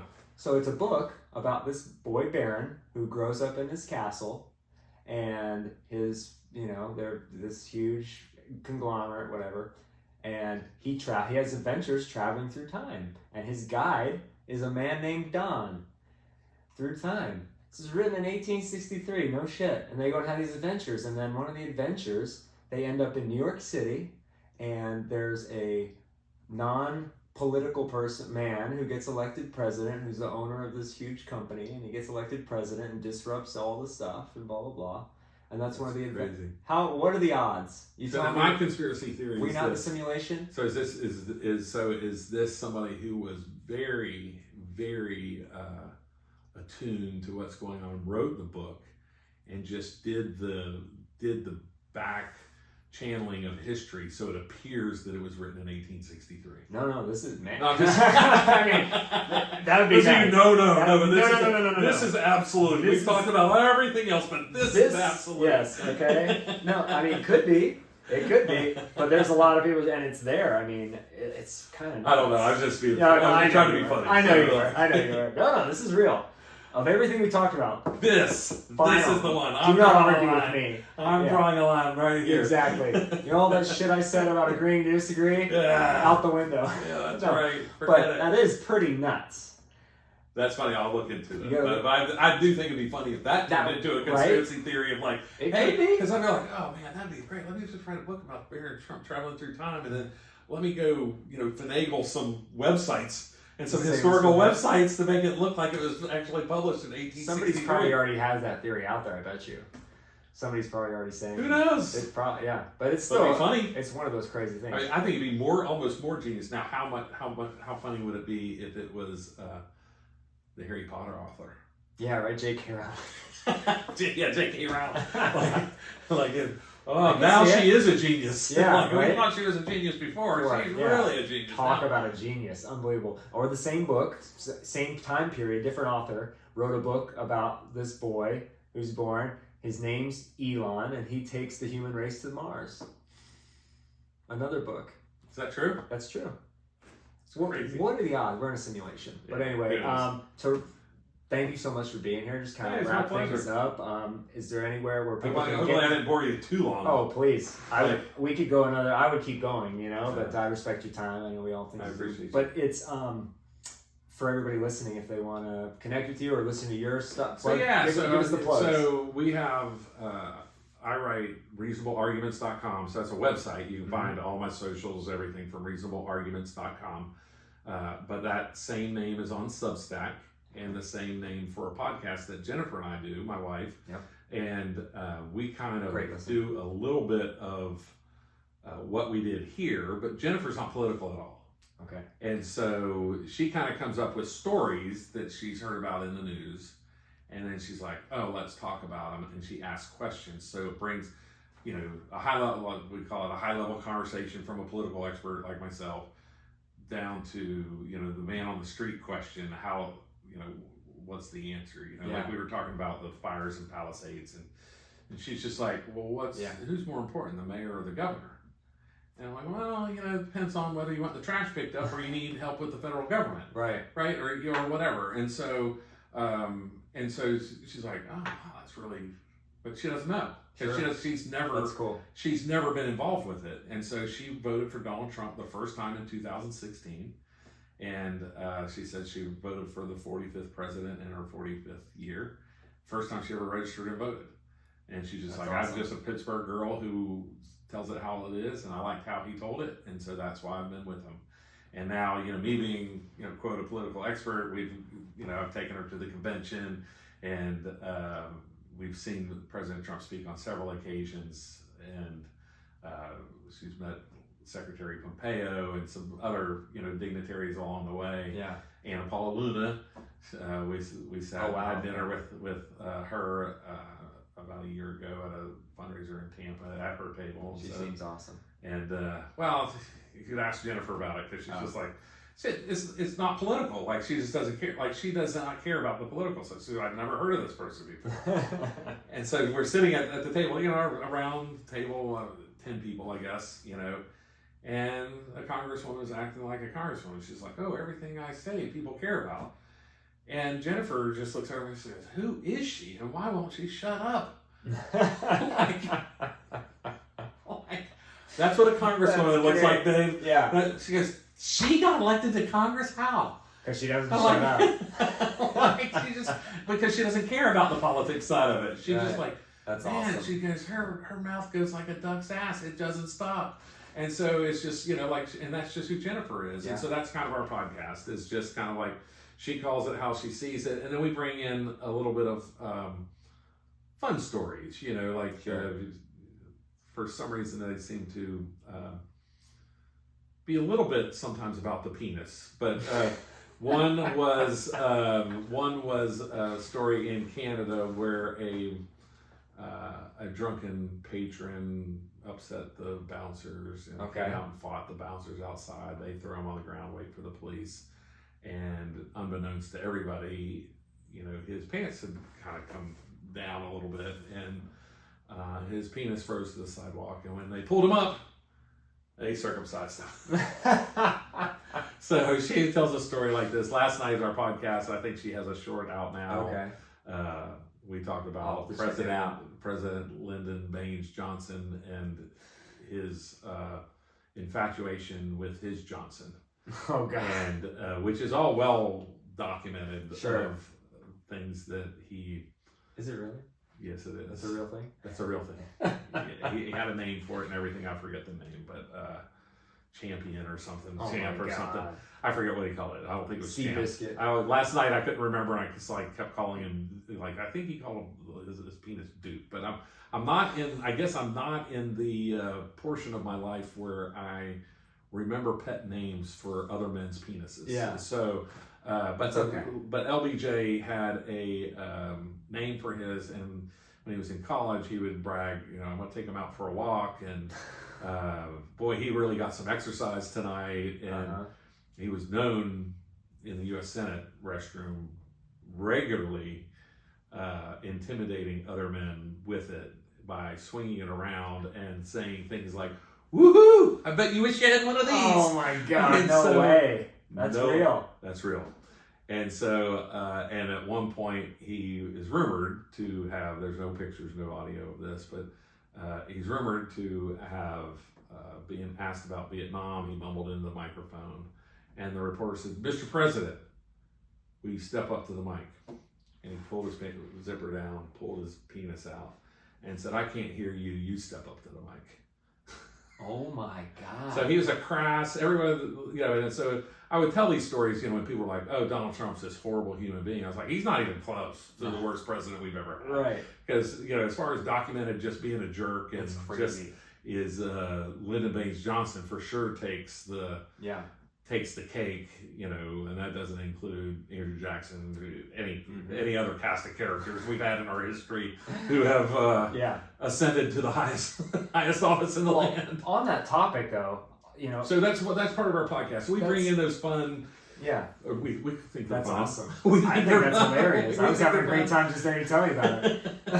We think they're fun. Oh, man. Last little thing on that, though, about Lyndon B. Johnson, and I think you just cracked the code. That's why he had JFK killed. It was him. He wasn't intimidated by his dick, so he took him out. Well, LBJ always did. I think I said this earlier. LBJ always said that he got more women by accident than JFK got on purpose. So you see? he wasn't whether that's true or not, but he is known to have had multiple affairs throughout his public life. Yeah. And so anyway, so we talk about news, current events, politics, That's maybe great. the latest TikTok trend, whatever. Okay. But it's we call it news and nonsense. Reasonable arguments, news and nonsense. You can find us on YouTube, Spotify, Rumble. Okay. You're linked on your website? Linked on the website. ReasonableArguments.com. Yep, that's the best place. And then I write a Substack that is that same name, and Okay. then I guess that's probably the best way to get in touch with me. Okay. Well, Jamie, again, thank you Aaron, for the time. my It was pleasure. awesome, and really, Thank you for having me. We'll have you back on again. We got a lot more to talk about, I'm sure. Good. Keep The going. funny thing is, you and I had like a 20 or 30 minute conversation prior to going on the air, and I don't think we talked about any of those things on the air. So Right.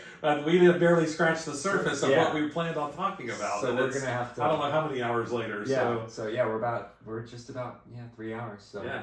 it was awesome. We've got a Jamie. real podcast. Look at that. A real one. Yeah. All right. Well, thanks, Aaron. everybody. Thank you for listening, tuning in. Extra Reverb Shop is live. Again, all the proceeds go to helping veterans. So really appreciate it. Check it out if you'd like. And reasonablearguments.com. We'll see you next time.